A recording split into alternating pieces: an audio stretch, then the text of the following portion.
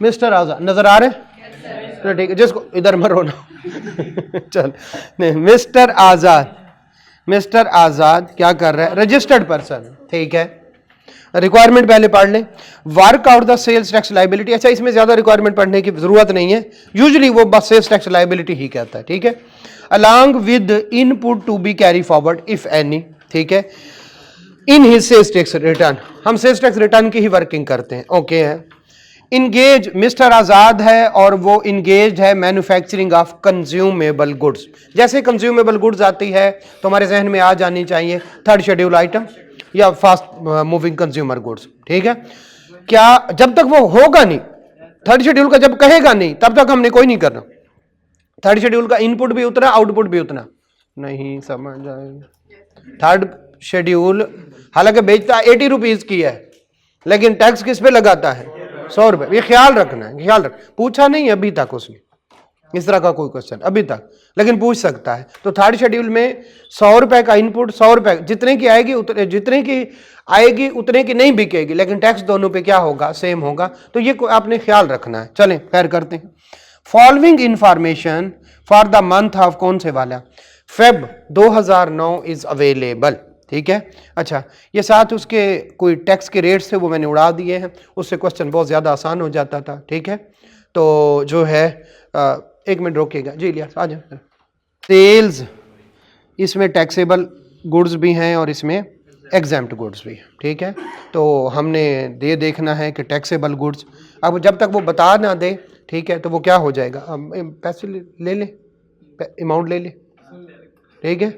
आ जाए बस ले लें। और टैक्सेबल का मतलब क्या है? 18% इन पे लग के आया होगा, ठीक है, या लगाया होगा, हमने ही लगाया होगा, ठीक है। सेल्स है ना, सेल्स है 18%। और जब तक वो बता ना दे कि ये रजिस्टर्ड को है या अनरजिस्टर्ड को, हम तो इसको क्या कंसिडर करेंगे कि ये रजिस्टर्ड को ही है। क्लियर है? अब इसमें एग्जेम्प्ट है, एग्जेम्प्ट हम किस काम के लिए आएंगे? ओके। अब परचेजेस हैं, रॉ मटेरियल, ठीक है, 9 बस आपस में बातें नहीं, 9.2 मिलियन। और मशीनरी, ठीक है, मशीनरी पे 90% नहीं लगता, ठीक है, 100% लेते हैं। लेकिन ये बताएं, अगर यहाँ पे ऊपर होता कि अच्छा हाँ ठीक है, अब भी है, इस पे भी 18% लगा होगा रॉ मटेरियल पे, और इस पे भी क्या लगा होगा? 18, दोनों पे 18% लगा। लेकिन उसको फिर क्या करेंगे? अपॉर्शन में। क्या मशीनरी भी एग्जेम्प्ट सप्लाईज बनाने में? तो इसका मतलब मशीनरी को भी क्या करेंगे? अपॉर्शन में। 2 मिनट का क्वेश्चन है, हम अभी से कर लेते हैं। यहाँ पे 9 मिनट लिखे, 9 मार्क्स लिखे हुए हैं, लेकिन ये कोई इतना बड़ा क्वेश्चन नहीं है। लेकिन चूंकि हम शुरू में हैं, लिहाजा हम ये वाला क्वेश्चन भी कर लेते हैं।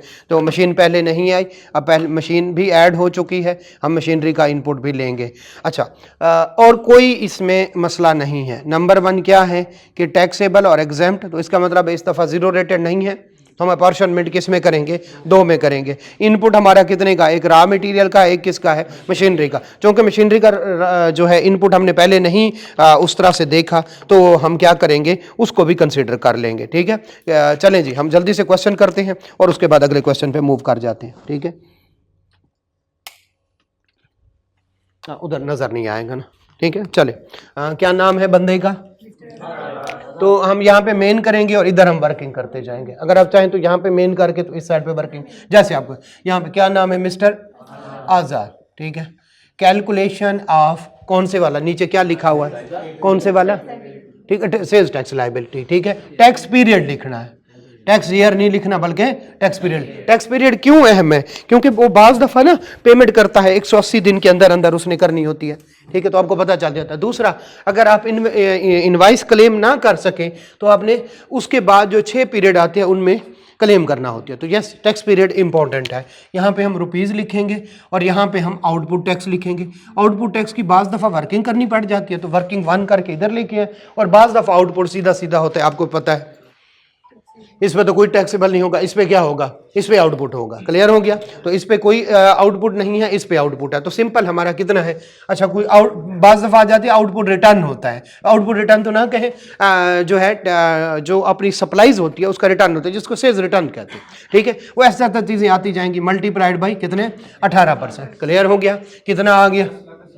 10,80,000। ये हमारा सीधा सीधा है। लेस उसमें से करेंगे इनपुट, लेस क्या करेंगे, इनपुट। अब इनपुट जो है उसके लिए हमें जो है इनपुट, अब ये कौन से वाला होता है, लोअर हाफ, लोअर हाफ। एक होता है एक्चुअल, एक्चुअल अगर ब्रॉड फॉरवर्ड हो तो एक्चुअल में ऐड हो जाता है, ये हमने क्वेश्चन किया था, ठीक है। और एक क्या होता है वो 90% वाला, वो हम बाद में करेंगे, क्लियर है। तो हमारा एक्चुअल जो है, एक्चुअल के लिए हम वर्किंग कर लेते हैं, एक्चुअल के लिए क्या कर लेते हैं, वर्किंग, और उसके बाद क्या करेंगे, उसके साथ 90% का कंपैरिजन करेंगे। अब वर्किंग जो है वो आपने पहली करनी है, वर्किंग 1 इनपुट, क्लियर है। अच्छा, इनपुट की जब वर्किंग करने लगते हैं तो एक रॉ मटेरियल एक मशीनरी है, दोनों पे हमने 18% लेना है। लेकिन क्या मसला होता है, आप यहां पे लिखेगा परचेजेस जितनी है उसमें से क्या करना है, वो लेस कर सकता है, परचेज रिटर्न, परचेज रिटर्न, ठीक है। बाज़ दफा क्या होता है कि 8-10 महीने पहले कोई इनवाइस होती है, उसको क्लेम नहीं कर सका, इस दफा क्लेम करके उसको जो है वो किस में, परचेजेस में डाल रहा होता है। अच्छा, इनपुट डिफरेंट है, परचेजेस डिफरेंट है, डिफरेंट है। इनपुट है टैक्स का नाम, परचेजेस है इनवाइस का नाम। परचेजेस पे इनपुट मिलेगा, परचेजेस पे इनपुट मिलेगा, इनपुट टैक्स का नाम है।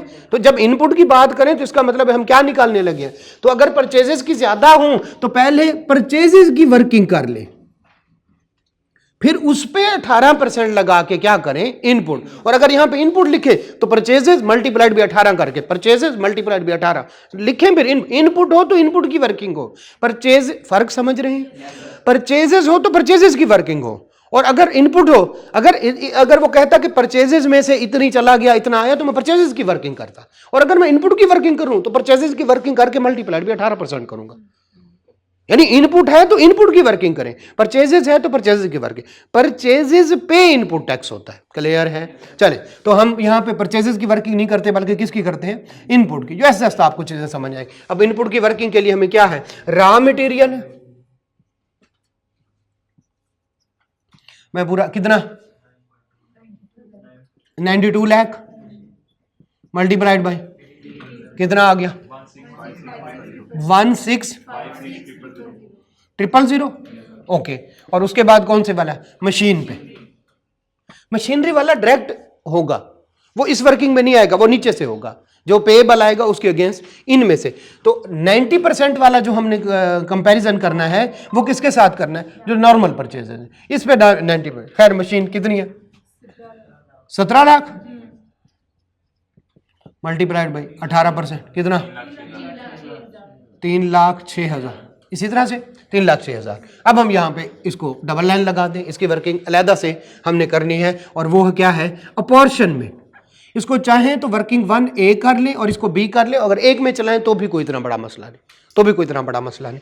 अपॉर्शनमेंट क्लियर हो गया, apportionment of input tax, input tax हमने निकाल लिया, उसकी क्या करने लगे हैं, ठीक है। देखिए ना, अगर यहाँ पे अब मैं परचेजेस लिख दूं, ठीक है, अगर मैं यहाँ पे इनपुट की बजाय परचेजेस लिख दूं तो पहले मैं परचेजेस को क्लियर करके फिर उस पे इनपुट लगाऊं। मैंने इनपुट कहा है और इनपुट उसको निकाल के मैंने ये देखा, ये इनपुट है। चले, अपॉर्शनमेंट। अब कितनी तरह की सेल्स है, कितनी तरह की सेल्स है, 2 तरह।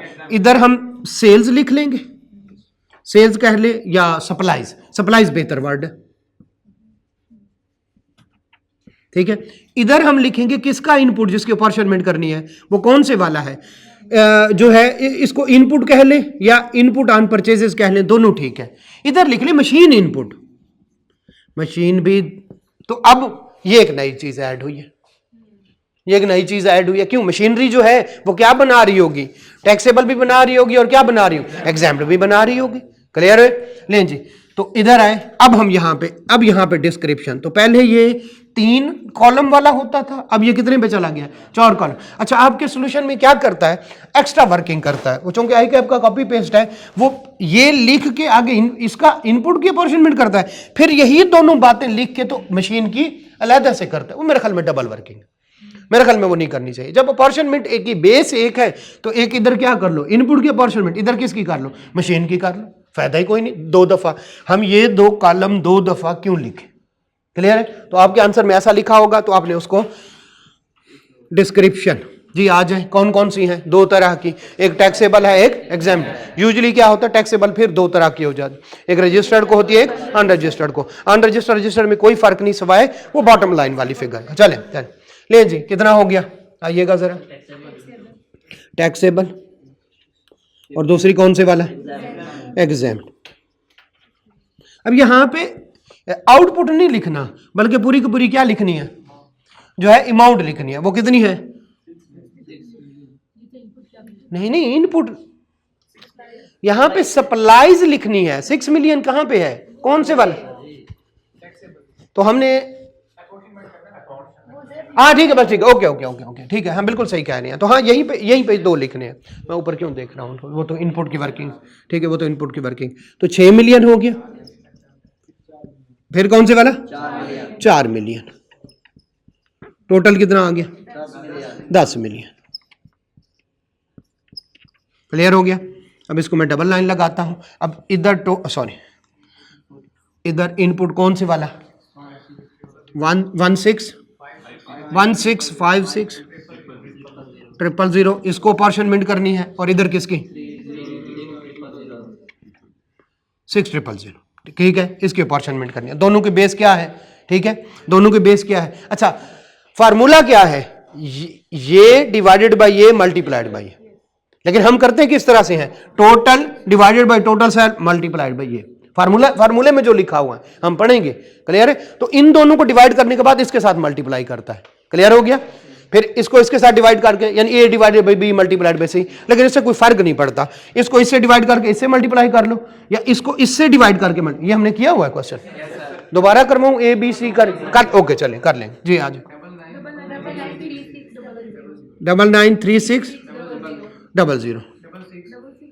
अच्छा, अगर ना भी करें तो कोई मसला नहीं, क्योंकि ये क्या हो जाना है, ज़ाया हो जाना है। लेकिन हम कैलकुलेशन के पर्पज के लिए, ठीक है, और चूंकि दो हैं तो हम बजाय वर्किंग करने के लिए मैं तो इसको इस वजह से मैनेज कर लूंगा, लेकिन खैर कर ले जी। बताएं 2400। क्लियर हो गया। हम इधर आते हैं जी, बोलिएगा।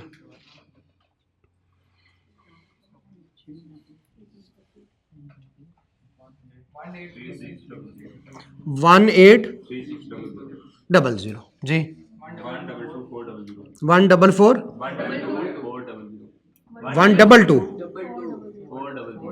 400। क्लियर हो गया, ये ओके है। अब हमारे लिए ये तो हो जाएगा, आपने लकीर नहीं लगानी, वैसे कह रहा हूं, ये तो हो जाएगा ज़ाय, क्योंकि ये एग्जाम्प्ट के अगेंस्ट है, इसका कोई इनपुट नहीं मिलेगा।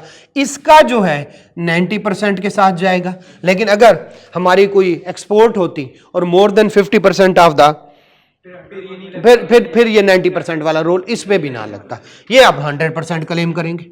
ये वैसे मैं आपको बताने के लिए लिख रहा हूं, ठीक है। चलें जी, हम यहां पे लिखते हैं इनपुट लोअर ऑफ एक्चुअल कितना है, जो टैक्सेबल सप्लाईज के अगेंस्ट आएगा, 993600। क्लियर हो गया। अब उसमें से कंपैरिजन करेंगे किसके साथ, 90% ऑफ आउटपुट के साथ, 972000। तो हाई कौन से वाला है, एक्चुअल 000। ओके, तो हायर कौन सा है, हमने तो लोअर लेना है। इसका मतलब इसमें से कुछ बच जाएगा, जो कैरी फॉरवर्ड होगा, इसमें से कुछ बच जाएगा। तो हमने लिया जो है कितना, लोअर ऑफ कौन से वाला, 9। चाहे तो इसके सामने लिख दे, चाहे तो इसके सामने लिख दे, दोनों ठीक है। 972000 ये हमने लेस किया। बाकी कितना बचा,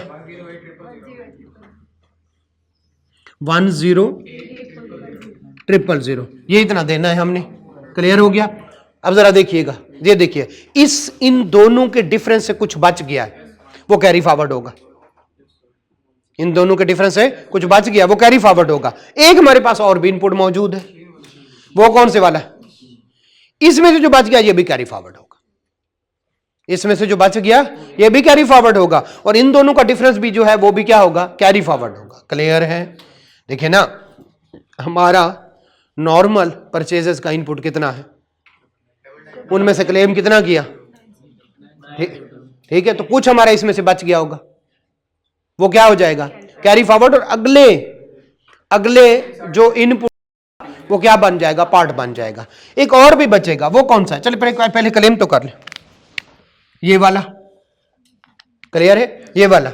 अब जरा इसको इधर लेके आते हैं, और वो कौन से वाला इनपुट, कौन से वाला, मशीन का कितना, 1836000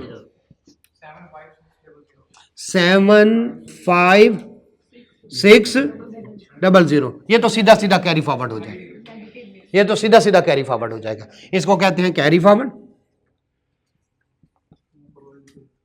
एक और भी कैरी फॉरवर्ड होगा, ठीक है, कौन से वाले, इनको अलहदा लिखें आपकी मर्जी है, इन दोनों को इकट्ठा कर लें, कैरी फॉरवर्ड एक ये वाला, फिर कौन से वाला, ठीक है, इधर इधर डबल लाइन लगा दें, दोनों ठीक है डबल। अब कैरी फॉरवर्ड या इधर लिखेंगे टोटल कैरी फॉरवर्ड, तो अब एक ये लिख लें, कौन से वाला 75600 प्लस कौन से वाला, कौन से 21600, और अगर चाहते हैं एग्जामिनर को और वो करें तो इसको डबल ब्रैकेट लगा के ये लिखें, फिर उनके दरमियान, ठीक है, वो दो ब्रैकेट लगा के ये माइनस ये करके वो मेन फिगर लिख के वो कर ले, अलग अलग भी लिख सकते हैं, कोई इतनी बड़ी बात नहीं, ठीक है, तो हमारा वो क्या हो जाएगा, बाकी कैरी फॉरवर्ड आ जाए। मैं ये बार बात यूं लिख सकते हैं, यूं लिख सकते हैं, क्यों बताता हूं कि कभी सॉल्यूशन में किसी तरह से लिखा, हमने कॉपी पेस्ट करना होता है किसका, आई कैप का, क्योंकि पेपर उसको देना होता है, लिहाजा हम उसमें ज्यादा कोई चेंजेस नहीं करते। ये क्लियर है, हो जाएगा, हो जाएगा या नहीं होगा, इसमें कोई मुश्किल थी, सवाए एक नई चीज ऐड हुई है, मशीन का इनपुट।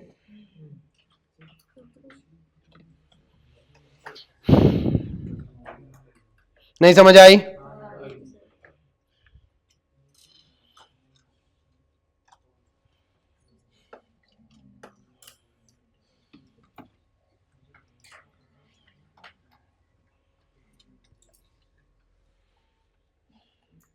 जी बेटा आगे चलते, नहीं चलना आगे, चलें,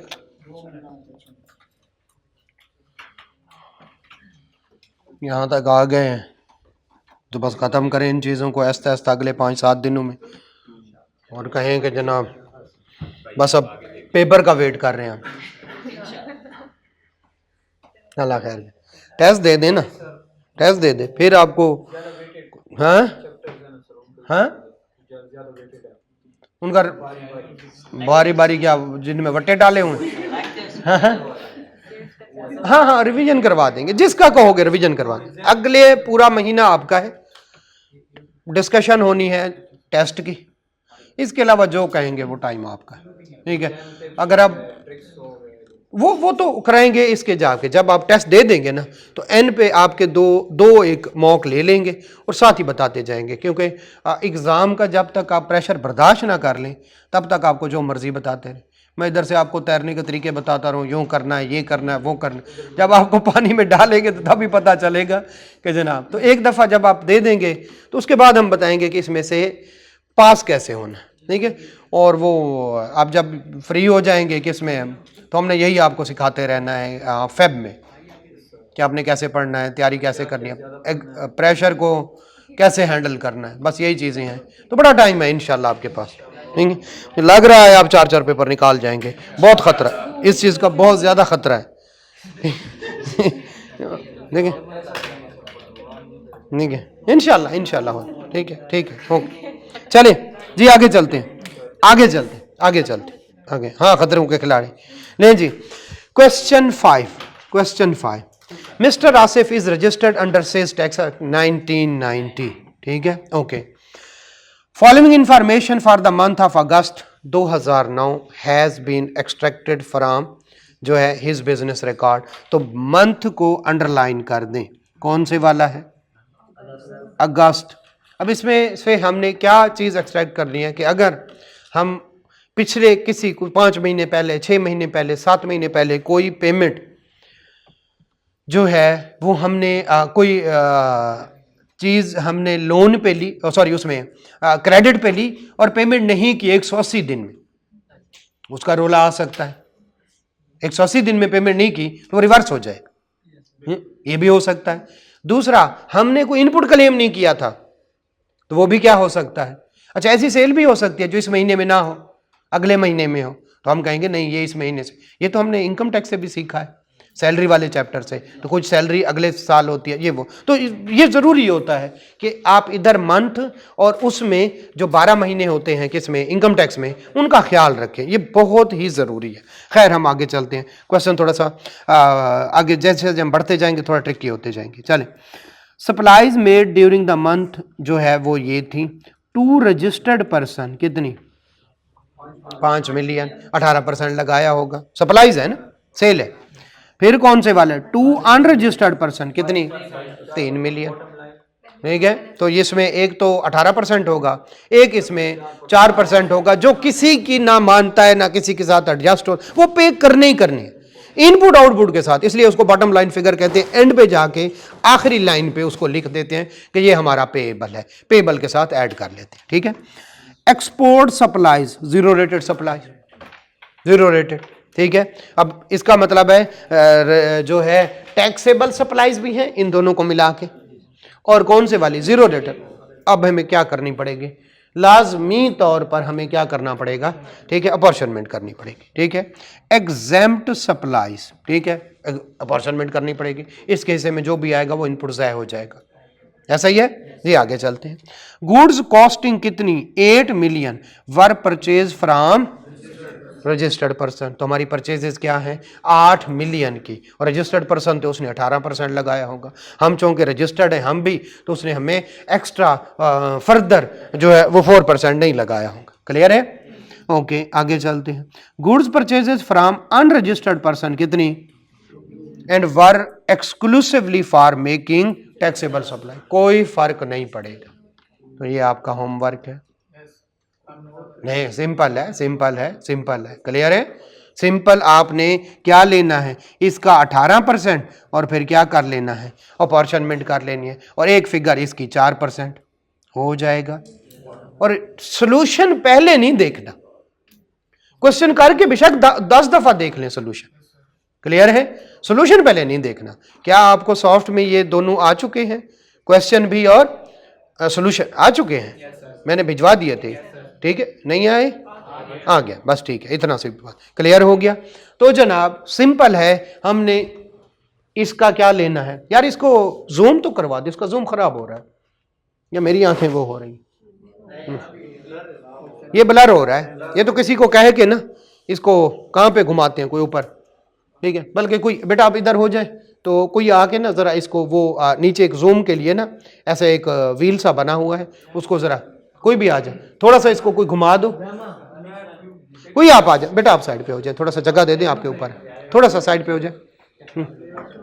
सर आपसे आपको तो फिर भी समझ आ जाती है, जो कैमरे पे है और जो उसने मोबाइल पे देखना है उसके बड़ा मसला हो जाता है, वो फिर अंदाजे लगा रहा। ओके हो गया, तो ये क्वेश्चन आपका होमवर्क है, क्वेश्चन नंबर 5 हो जाएगा। आगे आगे चलते जी, सिंपल। मैं एक यही सुनना चाहता था आपसे, तो 90% नहीं लगना, ठीक है। हाँ ठीक है, किसी ने नहीं कहा, किसी ने नहीं कहा, सिंपल बात है। एक्सपोर्ट तो देखें, एक्सपोर्ट तो देखें, और बाकी कितनी है, तो फिर कौन से वाला नहीं लगेगा। सोल्यूशन में एग्जैक्टली यही वर्ड लिखे हुए भी हैं कि इस पे 90% वाला कानून नहीं लगेगा। तो जितना हमारा इनपुट होगा परचेजेस के गए, सारे का सारा हम क्लेम कर, सारे का सारा हम क्लेम, ओके होंगे। चले आगे चलते, क्वेश्चन नंबर 6 कर लेंगे, पहला पांचवा कर लेंगे, हाँ मुझे खतरा भी होता। ओके, मारूफ इंजीनियरिंग, ये बड़ा क्वेश्चन, इसकी पहले रिक्वायरमेंट पढ़ते हैं। अब से आपके क्वेश्चन जो है जरा हैवी वाले शुरू हो जाएंगे। रिक्वायरमेंट एक तो 15 मार्क्स था, मार्च 11 में आया। कंप्यूट द टैक्स पेएबल और टैक्स रिफंडेबल, ठीक है जनाब, कर लेंगे। Input credit to be carry forward, तो अब ने आपने भी इसको सिंपल इनपुट नहीं लिखना, बल्कि क्वेश्चन के अब 2 पार्ट बनाने हैं। एक में लिखेगा पूरे का पूरा न्यूमेरिकल, और जो इनपुट बचेगा इफ एनी तो आप उसको बी में लिखेगा, उसकी आपने अलहदा से उसका जो है वो बी पार्ट बना के उसको बनाना है। जैसे वो पूछे हमने वैसे कर रहे हैं, तो अपनी तरफ से हमने कोई हिकमत अमली नहीं बनानी। क्लियर है, तो हमें पता चल गया इनपुट कैरी फॉरवर्ड के अलहदा पार्ट बनाना है, और ए में हमने क्या लिखना है, तो ए करके पूरा न्यूमेरिकल सॉल्व कर दें, बी में जाके क्या करें, input carry forward if any, और अगर नहीं है तो there is no input carry forward, ठीक है, फ्रॉम द सोल्यूशन या फ्रॉम द क्वेश्चन। चलें चलते हैं। Maroof engineering limited MEL, okay, is registered under sales tax act 1990, ठीक है। द कंपनी, अच्छा हमारे वैसे कंपनी का सोल्यूशन जो है वो हमारे सिलेबस में नहीं है, ना इनकम टैक्स का ना सेल्स टैक्स का, लेकिन कंपनी वाली जो कुछ एक्स्ट्रा बातें हैं वो हमारे नहीं लगती, लिहाजा अगर कंपनी दे भी दे तो आपको समझे ये क्या है, इंडिविजुअल है। कंपनी के सेल्स टैक्स में कुछ बातें एक्स्ट्रा हैं जो कि हमारे सिलेबस का पार्ट नहीं है। तो चाहे वो कंपनी लिखे, चाहे वो एओपी लिखे, चाहे वो इंडिविजुअल लिखे, आपने इसी तरह से करना है जैसे किसी इंडिविजुअल का डाटा है। ठीक है, बहुत ज्यादा फर्क पड़ता है इनकम टैक्स में, वहां पे तो देता ही नहीं है, वहां पे इंडिविजुअल या एओपी दोनों को देता है, तीसरे को नहीं देता। यहां पे बाज दफा कंपनी दे देता है तो आपने उसको इग्नोर कर देना, जो आपका नॉलेज है उसके मुताबिक कर लेना। Is engage in the manufacturing and supply of spare part. Okay, ठीक है।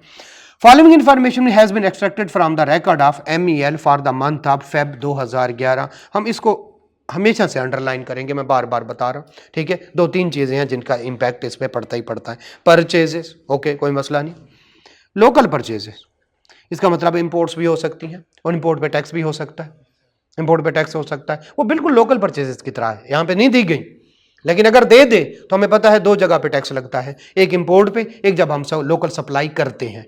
क्लियर हो गया? तो इसी तरह से लोकल सप्लाई खरीदें या इंपोर्ट खरीदें, दोनों हमारा क्या बन जाएगा? लोकल से खरीदें या बाहर से खरीदें, जो हमारा सेल्स टैक्स होगा वो हमारा क्या बन जाएगा? दोनों पे 18% होगा, दोनों पे 18% होगा। उसको ऐसे समझेंगे जैसे लोकल किसी रजिस्टर्ड पर्सन से परचेजेस की। बस, ओके, आगे चलते हैं। फ्रॉम रजिस्टर्ड सप्लायर कितना? 15 मिलियन। जब तक कुछ ना कह दे इस पे 18% हमने क्लेम करना है। फ्रॉम अनरजिस्टर्ड सप्लायर कितनी? 8 मिलियन। तो हमारे लिए ये ना होने के बराबर है।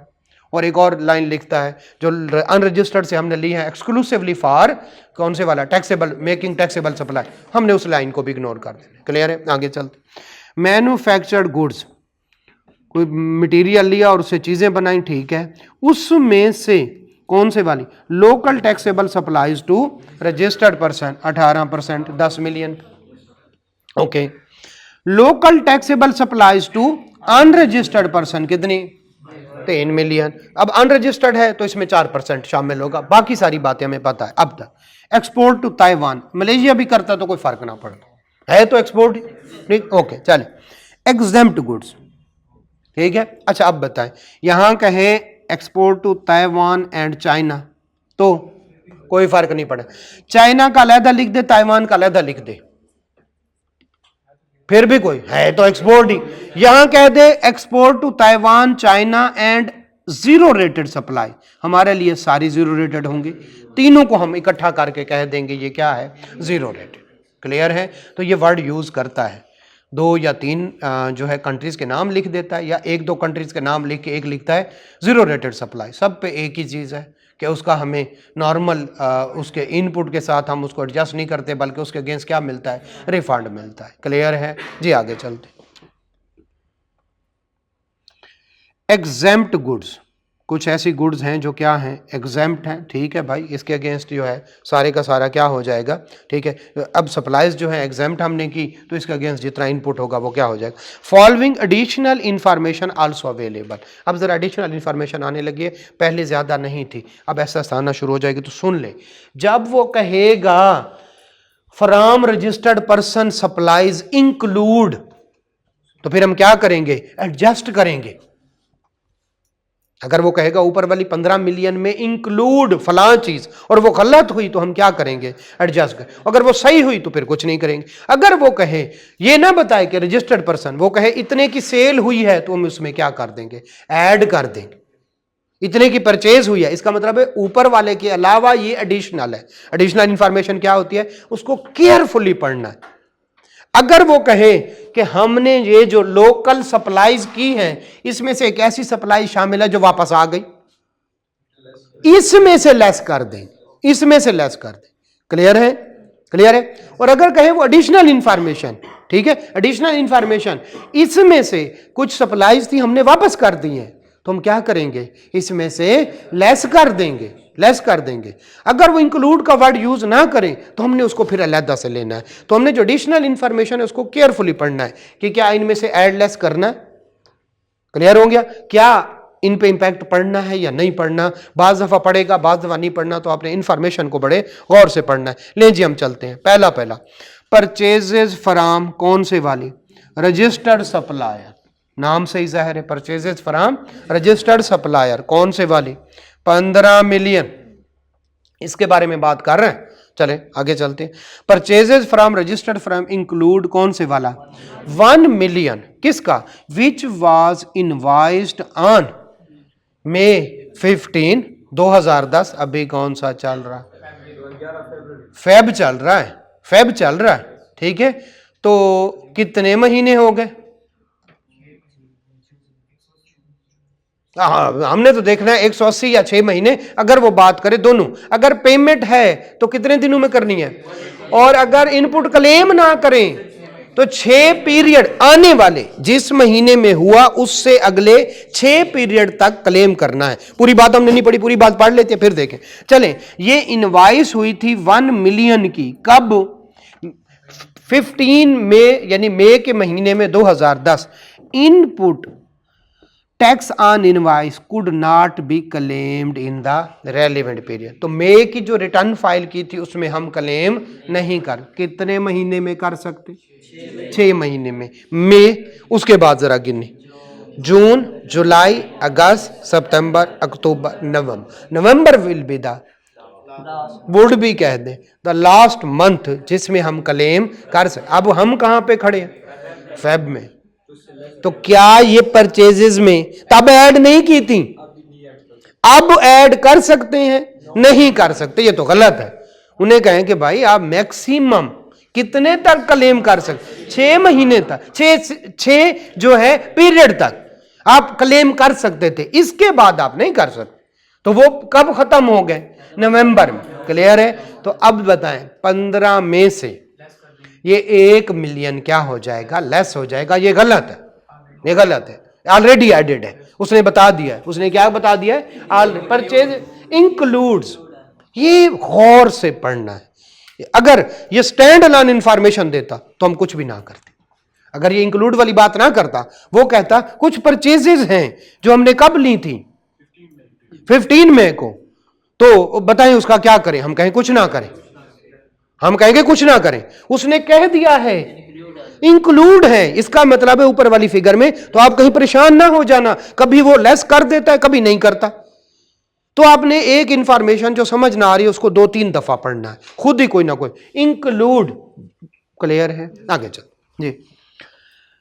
ये अब इसका मतलब है 1 मिलियन हमने किस में से लेस करना है। अगर मैं आपकी जगह होता, मैं चुप करके ऊपर जाता, बजाय के बार बार वो करूं, मैं इसके सामने ऐसे 1 लिख देता कि जब मैं इसको दोबारा पढ़ूंगा तो मुझे पता हो इससे रिलेटेड इंफॉर्मेशन कहां पड़ी हुई है, 1 में पड़ी हुई है। मुझे पूरा फिर से नहीं पढ़ना पड़ेगा, ना ही मेरी इतनी याददाश्त है कि मुझे जिस जिसको देखता जाऊं इसकी फलां फलां फलां नंबरिंग याद हो। तो मैं इस तरह से 1 लिख लूंगा, जब मैं दोबारा से पढ़ूंगा मुझे पता है इसमें 1 की एडजस्टमेंट होनी है, वो 1 की जाऊंगा, एडजस्टमेंट करके आगे भागूंगा। अब तो क्वेश्चन और बड़े हो गए होंगे, ये तो पुराने वाले क्वेश्चन है। यानी मटेरियल परचेस्ड, ठीक है, मटेरियल परचेज कितने का?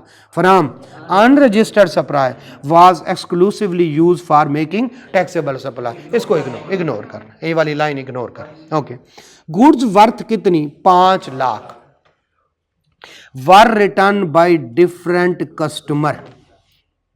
अब वर रिटर्न हमने सेल की, हमारे कस्टमर होंगे। जब होगा परचेज रिटर्न हो तो वेंडर वर्ड यूज करता है या परचेजेस बताता है। यहां पे कह रहा है कस्टमर, कस्टमर हमेशा सेल में आते हैं। हमारे कस्टमर, हमारे सप्लायर, हमारे कस्टमर, हमारे क्लाइंट। ओके, तो ये क्या बताएं, सेल रिटर्न है या परचेज रिटर्न? सेल रिटर्न है। ओके, वापस चलते हैं। सेल तो हमने 2-3 जगह पे है, चलो एक्सपोर्ट और एग्जेम्प्ट छोड़ दो, ठीक है। अब जरा देखिएगा इनमें से कौन से वाले ने रिटर्न की है, दोबारा पढ़ो।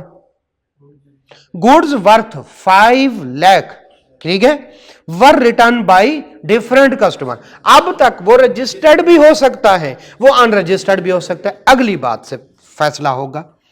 Proper debit credit notes were raised with in the specified. Debit credit दोनों की बात कर रहा है, तो रजिस्टर्ड ही हो सकता है, रजिस्टर्ड ही हो सकता है। क्लियर है? जो बंदा रजिस्टर्ड ही हो सकता है, जो हमें भी डेबिट, अदरवाइज सिर्फ एक साइड होती, सिर्फ सप्लायर ने जो डेबिट क्रेडिट हमने इशू किए।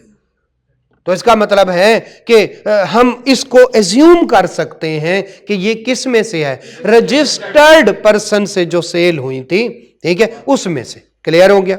अच्छा ये बताएं, अगर इसको अनरजिस्टर्ड से भी कर लें क्या फर्क पड़ेगा? उसमें भी 18%, उसमें सिर्फ बॉटम लाइन फिगर जो है वो 5 लाख के 18% से कम होगी, कोई खास फर्क नहीं पड़ने वाला। लेकिन मैं कोशिश करूंगा, चूंकि क्या है प्रॉपर डेबिट क्रेडिट की उसने वर्ड यूज कर ली, तो ये यूजुअली किस में होता है, रजिस्टर्ड पर्सन के साथ होता है। क्लियर हो गया? तो मैं हमेशा इसके साथ रजिस्टर्ड के साथ जाना चाहूंगा। चलें आगे चलते हैं।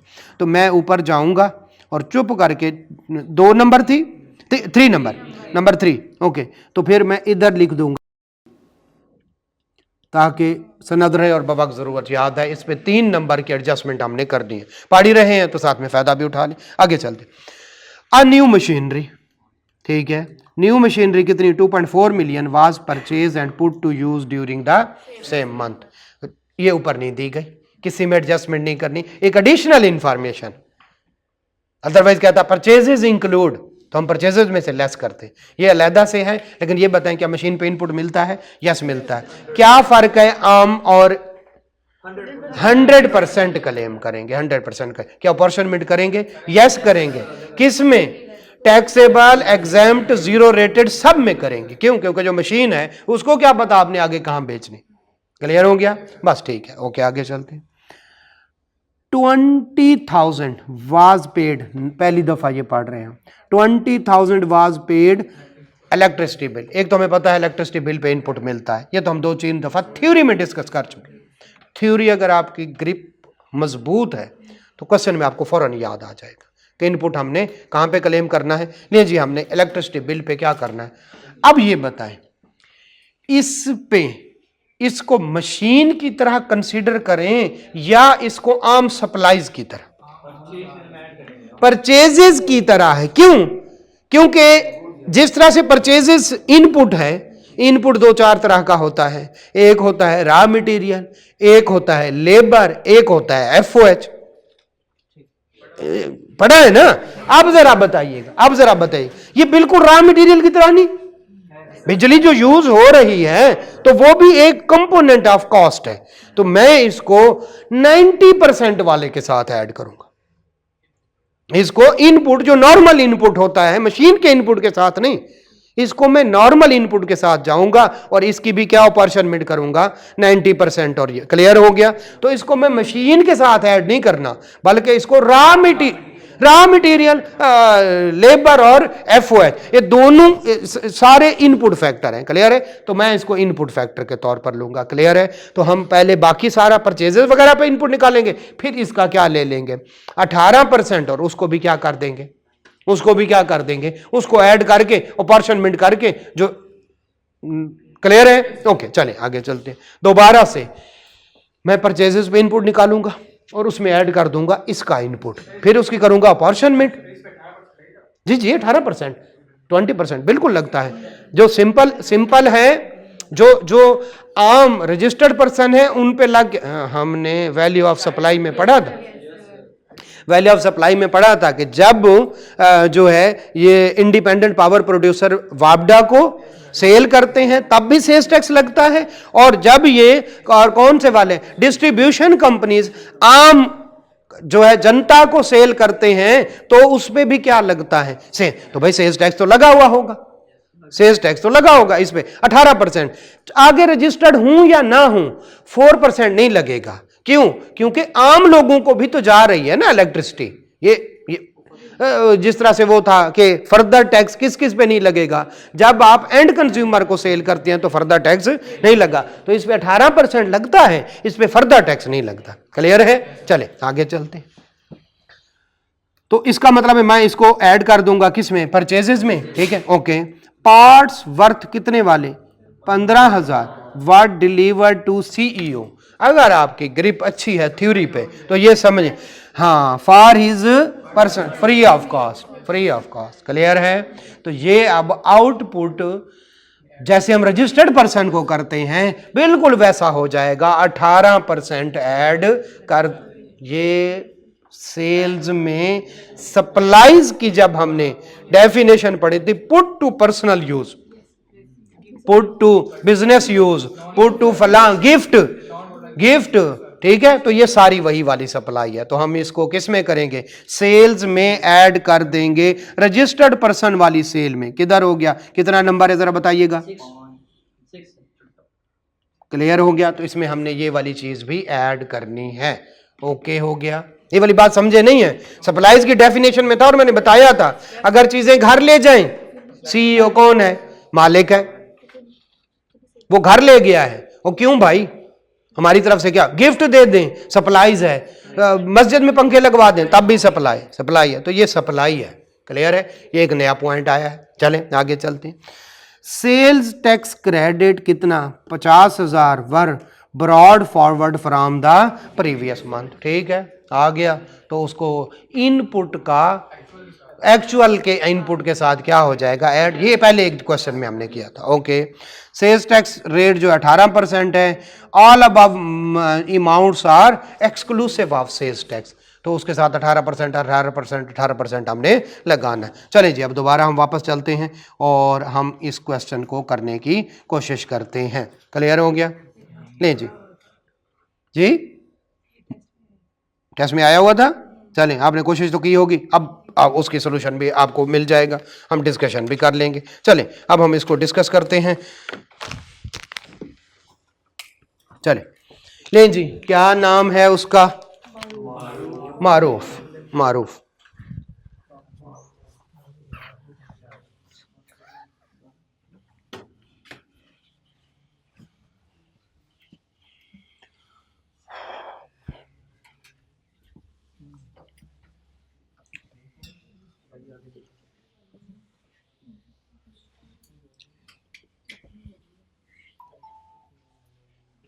चलें, MEL, मैं MEL लिख रहा हूं, आपने पूरा लिखना है। ठीक है, कैलकुलेशन फरा और टैक्स पीरियड फेब 2011, बस। ठीक है, इधर हम रुपीस लिखेंगे। ठीक, अब क्या उसमें जो हमारी सेल्स हैं उनमें भी है इशू? उनमें भी कोई सेल परचेज में एडिशन डिलीशन है? यस है, उसकी भी वर्किंग कर ले। टैक्स वर्किंग 1 कर ले। ठीक है, उसमें से लेस होगा फिर क्या? इनपुट लोअर ऑफ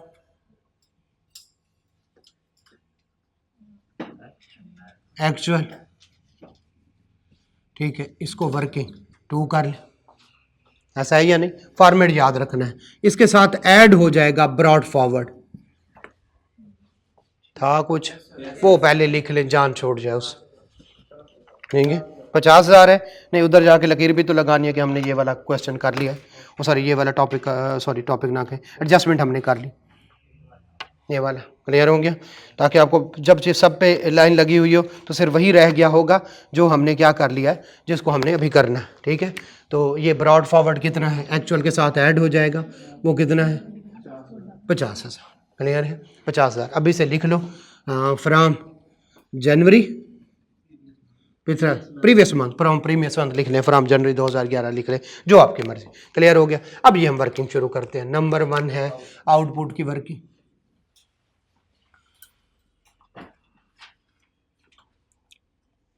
ठीक है, आउटपुट की वर्किंग। और आउटपुट की बजाय एडजस्टमेंट किस में है? आउटपुट में है या सेल्स में है? सप्लाईज में है। एडजस्टमेंट ज्यादातर सप्लाईज में है। तो मैं कोशिश करूंगा यहां पे मैं आउटपुट, यहां पे अगर तो आउटपुट लिखना है तो सारी वर्किंग करके एंड पे आपको 18% इधर ही लेना पड़ेगा। मैं फिर बता रहा हूं, आउटपुट है तो फिर आउटपुट उसको जो है ड्रा करके दिखाएं। अगर आपने यहां पे क्या लिखनी है? सप्लाईज लिखनी है, तो सप्लाईज पे जाके रुक लें, यहां पे सप्लाईज लिख के उसका क्या कर लें? 18% ले लें। तो जो आपने मर्जी करना है फिर शो भी वही करना है। ठीक है, वो मार्क्स काटे ना काटे, लेकिन एक्सप्रेशन उसका गलत चला जाएगा कि ये इतना प्रिसाइजली नहीं पढ़ रहा बच्चा। क्लियर है? हम इसको आउटपुट कर लेते हैं, एंड पे जो भी निकलेगा उसका 18% जाके डायरेक्ट इधर क्या कर लेंगे? पुट कर लेंगे। क्लियर है? ले जी, तो क्या है? टैक्सेबल सप्लाईज 2 तरह की। कौन से वाली? कौन से वाली? एक कौन से वाली? टैक्सेबल सप्लाई रजिस्टर्ड, और इजी लिख रहा हूं, आपने पूरा लिखना है, बताइएगा। ये तो परचेजेस हैं भाई, ऊपर वाली परचेजेस हैं। ठीक है, लोकल टैक्सेबल। ठीक है, और कौन से वाली? Local taxable to unregistered. ये दोनों को लिख के नीचे ऐड डैश कर दें, आपकी मर्जी है। पहले इसको लिख ले, इसमें वर्किंग करके एंड पे कौन से वाला कर लें, दोनों ठीक है, क्योंकि दोनों पे क्या लगना है 18% लगना है ना दोनों पे। तो फिर इन दोनों को लिख लेते हैं, ये वाला और उसके बाद जो एडजस्टमेंट है वो कर लेते हैं। आपकी मर्जी है, दोनों में आपकी मर्जी। क्यों? क्योंकि जब इसको और इसको ऐड करके करेंगे ना, तो जब हम अपॉर्शनमेंट करने लगते हैं हम दोनों को इकट्ठे लिखते हैं। ये अपॉर्शनमेंट में दोनों को हम क्या लिखते हैं, टैक्सेबल सप्लाईज। ऐसा है या नहीं? ऐसा, चले आ जाए लिखवाएं जरा। Taxable supplies number 1 registered 10 million और टैक्सेबल सप्लाईज कौन से वाली, अनरजिस्टर्ड। मैं REG लिख रहा हूं, आपने पूरा लिखना है, बोले 3 मिलियन। अब बताएं इनमें कौन कौन 3 मिलियन कौन कौन सी एडजस्टमेंट होने वाली है। नंबर 1 3 और नंबर 2 जो है 6। ओके, आज 3 पे चलते हैं। गुड्स कितने की, 5 लाख। किसने भेजी, डिफरेंट कस्टमर ने। तो हम क्या कर लेंगे, रिटर्न है, सेल रिटर्न। कितनी, 5 लाख। लेस कर दें, लेस कर दें जी, हमने लेस कर दिया। क्लियर है, क्लियर है। और चलते हैं,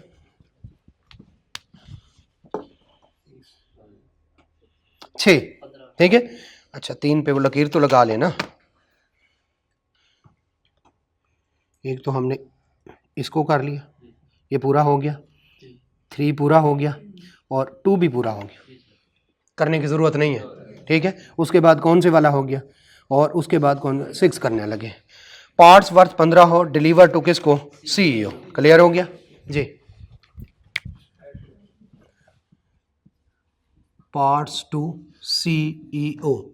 अगर आपको पास जगह हो तो इसको लिखे considered as supplies, considered as supply. अगर ना भी लिखेंगे तो कोई फर्क, कितना 15,000 वो ऐड कर देंगे, ऐड कर देंगे ना, ऐड कर देंगे। चलिए, तो मेरे ख्याल में इसकी कैलकुलेशन पूरी होगी, बट स्टिल हम इसको नहीं करते। बड़ा क्वेश्चन होगा ना, ये ना हो एंड पे जाके फिर कोई कुछ ना कुछ हो जो सप्लाईज में ऐड या लेस करने वाला हो। क्लियर है। मैंने आपको यही टेक्निक मैंने आपको बताई थी, किस में, सैलरी में, कि आपको पता चल भी जाए कि हो गया तो आप उसको देखिए 2 मिनट लगते हैं कैलकुलेट करते हो, तो आप ना करें। लेकिन अगर आप डेड शोर्ड हैं, जैसे इसके बारे में हम हैं, तो बेशक कर दें। लेकिन आपको क्वेश्चन इससे भी बड़े आने हैं, ऑलमोस्ट डबल, ठीक है। तो यस, थोड़ा सा आप कोई नहीं रख लें, या फिर क्या है, कैलकुलेशन करके उधर ही करीब किसी जो है रफ पेज पे लिख लें, उसी टाइम पे करके ना साइड पे रख लें, और फिर उसके बाद जब टोटल करने लगेंगे तो चूंकि आपका मेमोरी फंक्शन यूज करते हैं, इसमें कोई मेमोरी फंक्शन यूज करते हैं, करते आते हैं कैलकुलेशन, और फिर एंड पे जाके उस सारे का टोटल आ जाएगा। तो अगर वो करते हैं तो उसी टाइम पे करके रख दें। लेकिन अगर आपको लगता है कि सारी कैलकुलेशन मुझे एक ही दफा करनी पड़ेगी, तो यस, उसको फिर साइड पे छोड़ दें, बाद में भी करनी, अभी भी करनी, ठीक है। दोनों आप कंफर्टेबल हो, बस जो पैटर्न रखना है फिर उसी को लेके चलना है, ताकि वो आपकी आदत बन जाए। फिर जब उधर बैठे हो एग्जाम में, वहां पे टेक्निक ना चेंज कीजिएगा, जैसे आपको मुनासिब लगे, जैसे आप, क्योंकि साथ में आप अकाउंटिंग भी कर रहे हैं, कॉस्ट भी कर रहे हैं, तो आपको बेहतर कैलकुलेशन टेक्निक्स पता है। खैर, ये ओके हो गया। अब हम किस पे आते हैं, मेरे ख्याल में यहाँ पे टोटल कर दें तो भी ठीक है, ना भी करें तो भी ठीक है, दोबारा वापस आके हम इसको करेंगे। 18% ही तो लगाना है, वो 18% लिख के, लेकिन चूंकि हमने ऊपर आउटपुट लिखना है तो नीचे 18% लगाना ही पड़ेगा, यहीं पे, यहीं इसको सप्लाईज छोड़ के ना जाइएगा, 18% वहाँ पे लगा रहे हो। खैर, आए हम इनकी किस पे वर्किंग करते हैं, इनपुट के, और ये वर्किंग 2 है जी। आ जाए, अब हम करते हैं इनपुट पे काम। हमारी काफ़ी सारी चीज़ें हो गई हैं। इनपुट में हम अगर ऊपर जाते हैं तो सिर्फ 1 है, और बाकी जो है इलेक्ट्रिसिटी आउटपुट है, इनपुट है, मशीनरी वाला है, बस ठीक है। ये 3 एडजस्टमेंट रह गए हैं, ऊपर चलते हैं हम, अब करते हैं। ले जी, जो अनरजिस्टर्ड वाला है ये तो हमारे लिए बिल्कुल ही क्या हो गया, ख़त्म हो गया, ठीक है। इन दोनों को हम यूज़ करेंगे कहाँ पे, अपॉर्शनमेंट में। तो यस, आ जाए रजिस्टर्ड सप्लायर, और इसमें 1 की जो है कुछ ना कुछ एडजस्टमेंट है, वो कर लेते हैं। फराम परचेजेस, फराम रजिस्टर्ड सप्लायर, आपने पूरा लिखना है जी, बताइएगा। 15 मिलियन, पूरा 15 मिलियन, ओके। चलिए, लेस कौन से वाला, purchase return, debit credit note हो चुके हैं, परचेज रिटर्न की बात कर रहा है, पता नहीं। आ जाए, और इसको हम 1 कर लेते हैं, हमने ये काम कर लिया हुआ, ठीक है। फिर ताकि हमें ये दोबारा से धोखा ना हो। अब 2 चीज़ें ऐसी नज़र आ रही हैं जिन पे अभी हमने काम करना है, ठीक है, तो ये वाजे होता जाएगा ना, बजाय कि सारी एडजस्टमेंट सारी पढ़ें, ये हो गया, ये होना है, मतलब टाइम ज़ाया करना है। मसला टाइम का है। 3 घंटे अक्सर बच्चे एफिशिएंटली यूज़ नहीं करते, वो क्वेश्चन में फंस जाते हैं, बार बार पढ़ते रहते हैं, उसकी वजह से आगे वाला टाइम जो है उनका ज़ाया हो जाता है। फिर क्या होता है, परेशानी होती है, यार वो वाला क्वेश्चन मुझे आता था 11 नंबर का और वो मैं रह गया, खुदा ना खासा फिर क्या होता है 2 नंबर से 3 नंबर से मैं फेल हो गया। तो अगर वो 11 कर लेता तो 5-6 नंबर आ जाने थे। Time management. लें जी, लेस कौन से वाला लेस क्या नाम था, परचेज रिटर्न, मैं PUR रिटर्न कर रहा, कितना है 1 मिलियन, तो क्या बच गया 14 मिलियन। 14 मिलियन है। इसके साथ एक चीज ऐड करनी है, इसका 18% और फिर कौन से वाला, दोनों का 18% ले लें वो ज्यादा बेहतर है। कोई सोल्यूशन में भी यही करता है, इसका 18% लेता है, फिर इसका 18% लेता है और लेस कर देता है। आपकी मर्जी है, इसका पहले क्या ले लें 18%, ठीक है, और इस पे क्या कहते हैं इनपुट टैक्स, फिर उसका भी 18% ले लेंगे और दोनों इसको A कर दें, उसको B कर दें। A eight the rate of कितना 18%, कितना आ गया 252, ऐसे चले। अब ये लकीर लगाते हैं, फिर कौन से वाला एक और बच गया है, और वो कौन से वाला है, मशीनरी को अलहदा कर लेंगे, इसको अलहदा कर लें, फिर ABC करके इनको अलहदा अलहदा लिख लेंगे, कोई मसला नहीं, आ जाए। फिर कौन से वाला इलेक्ट्रिसिटी, इसको A कर दें, वाजे तौर पर A कर दें, क्योंकि A और B को फिर हमने इकट्ठे करना है। जी बोलिए, इलेक्ट्रिसिटी बिल पे कितना 20,000 मल्टीप्लाइड बाई 18%, कितना बच्चा 3600। इसको मैं B कह देता हूं। Total input A plus B जरूर लिखिएगा, एग्जामिनर मैट्रिक का बच्चा है बेचारा परेशान हो जाता है। 2523600, क्लियर हो गया। मैं इधर डबल लाइन लगा दूंगा, इसका एक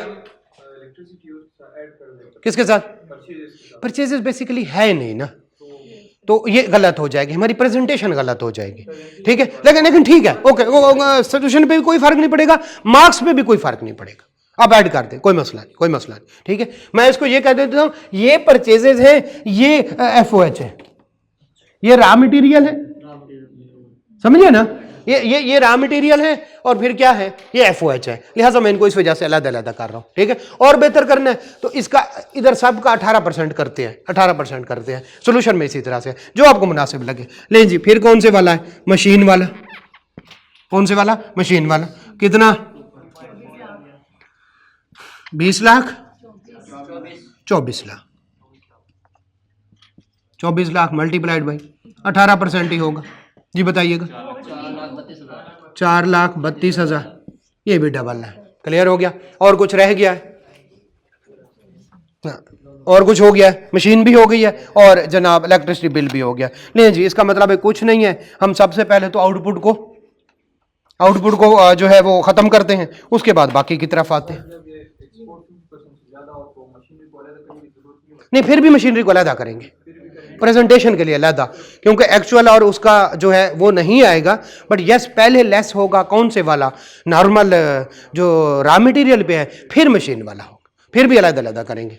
नहीं जी, प्रेजेंटेशन एक, मैं कहता हूं आप ना कंफ्यूज हो जाएंगे, आप जो भी एक प्रैक्टिस रखें एक ही रखें, ठीक है, 90% नहीं लगेगा, लेकिन बाकी सवाल सारा वैसे ही करना है आपने, क्लियर हो गया। चले अब इसका टोटल करें,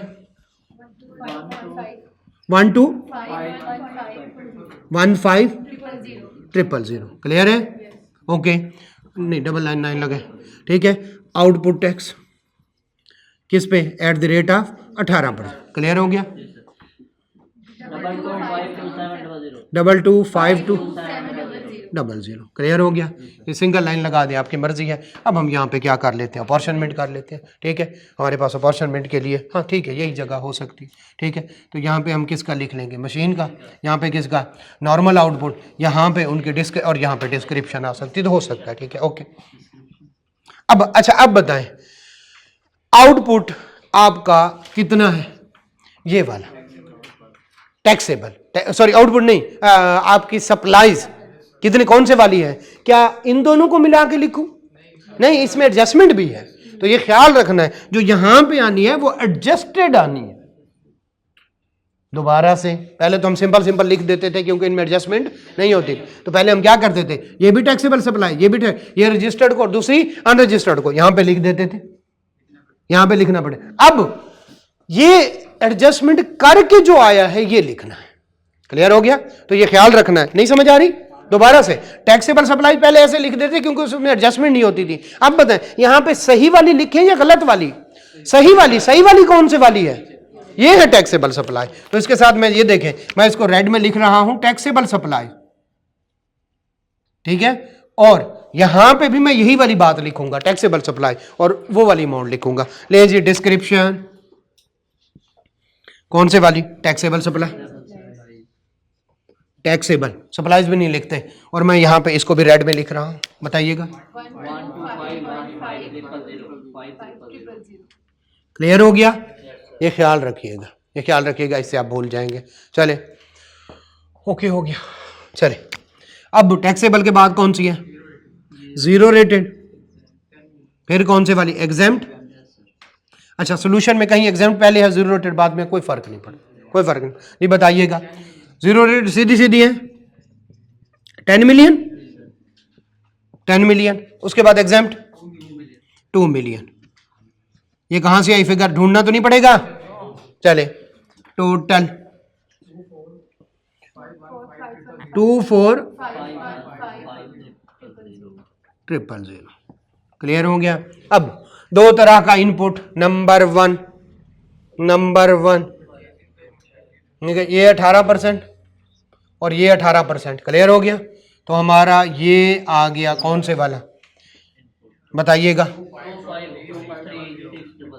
25। क्लियर है? इसको हमने ऑपरेशन करना है। और किसको करना है? कितना? 4,32,000। क्लियर है? हाँ जी, अपॉर्चुनमेंट करते। फार्मूला दोबारा बताऊं? हो जाएगा, ठीक है। इसको इससे डिवाइड करना, ये मल्टीप्लाई करना। लेकिन जब थ्योरी में कोई पूछेगा तो हम कहेंगे taxable supplies divided by total supplies multiplied by residual input. ये रेजिडुअल इनपुट होता है, कॉमन इनपुट कहते हैं इसको। तो कॉमन इनपुट यहां पे लिखा हुआ हो, ठीक है। अब ये सप्लाईज है, सप्लाईज की अमाउंट है, ये किसकी है? ये कॉमन इनपुट है। और ये किसका है? मशीन का इनपुट। अगर ये मैं हेडिंग ना भी दूं गुजारा हो जाएगा, समझ आ जाएगी जी? बताइएगा। 12,88307।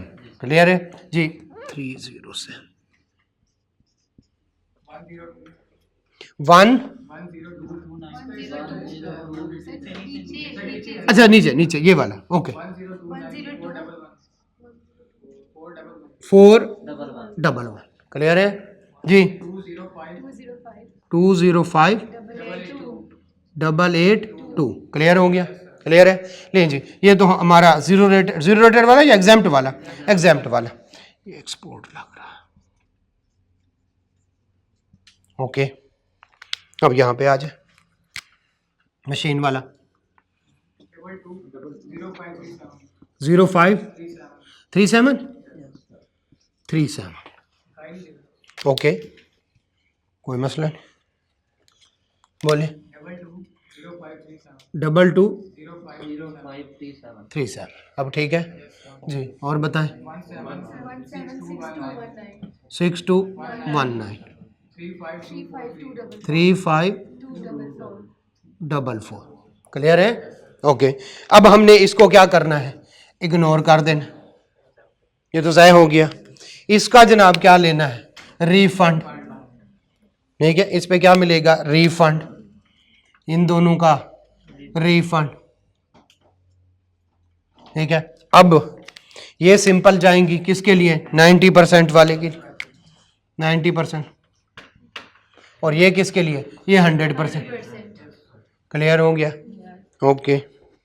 अब जरा ले जी, हमारा आउटपुट हमारे पास मौजूद है। अब हमने वर्किंग कर लिया तो निस्बतन आसान। ये 2 था ना, ओके।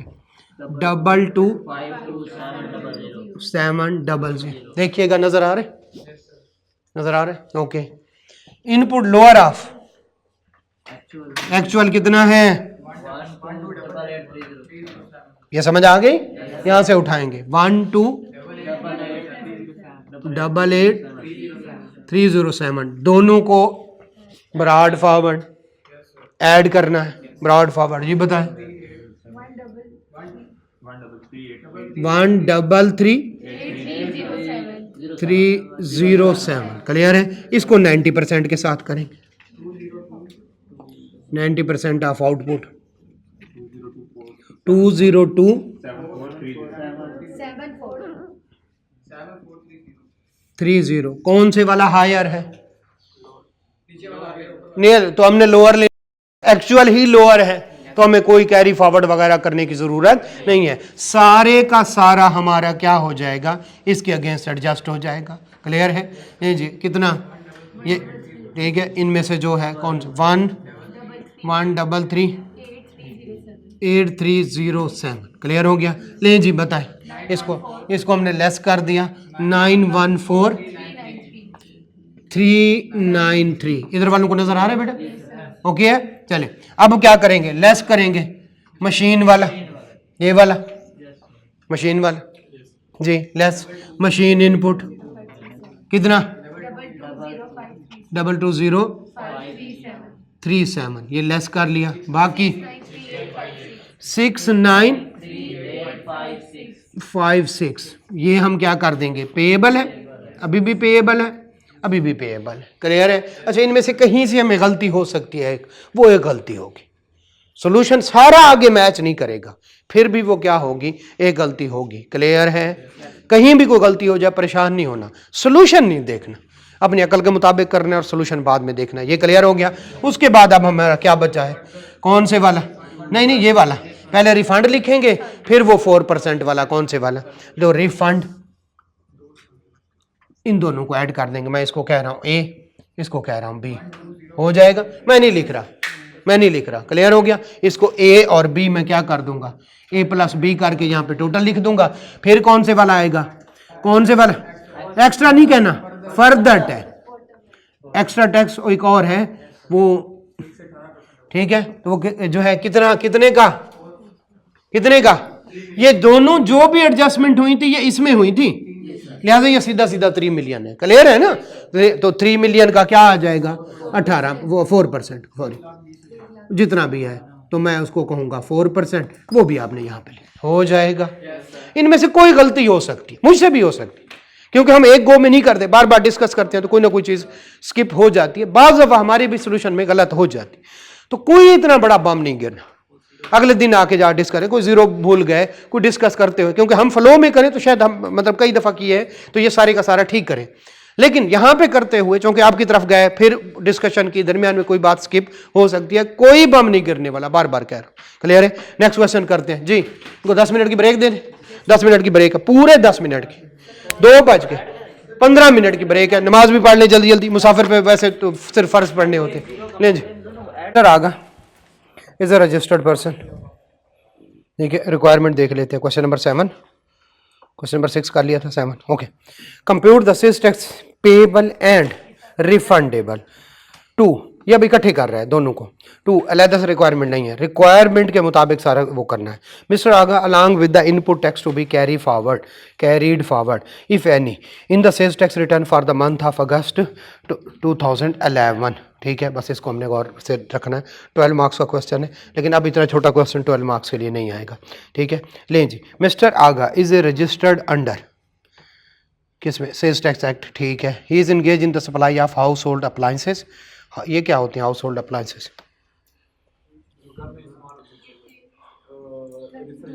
यूजली जो है ये इलेक्ट्रॉनिक्स और इनसे रिलेटेड जो चीज़ें, इन्हीं को अप्लायंसेस यूजली कहा जाता है, यूजली और भी कुछ हो सकती है, ठीक है, यहाँ पे रख जैसा नहीं जी। तो फिर वो कहता है कि Mister Agha is sorry and has provided you the following information for the month of August 2011, तो 2 दफ़ा वो उसने हमें इंफॉर्मेशन दे दी, कौन सा मंथ है, supplies made during the month, इस एक महीने में जो है वो ये थी, ये सप्लाईज हुई हैं, कौन कौन सी हुई हैं ज़रा देखते हैं। Local taxable supplies to registered person, ठीक है।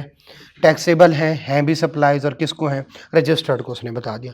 Local taxable supplies to unregistered, हम इन दोनों को इकट्ठा करेंगे, कोई एडजस्टमेंट भी हुई तो दोनों में करेंगे। क्लियर हो गया। और एंड पे जाके जो है 1700 200 फर्क कहाँ पे पड़ेगा, अगर वो कहे अनरजिस्टर्ड को सेल रिटर्न हुई है तो फिर वो 4% पे फर्क पड़ेगा, बाकी पे फर्क नहीं पड़ेगा।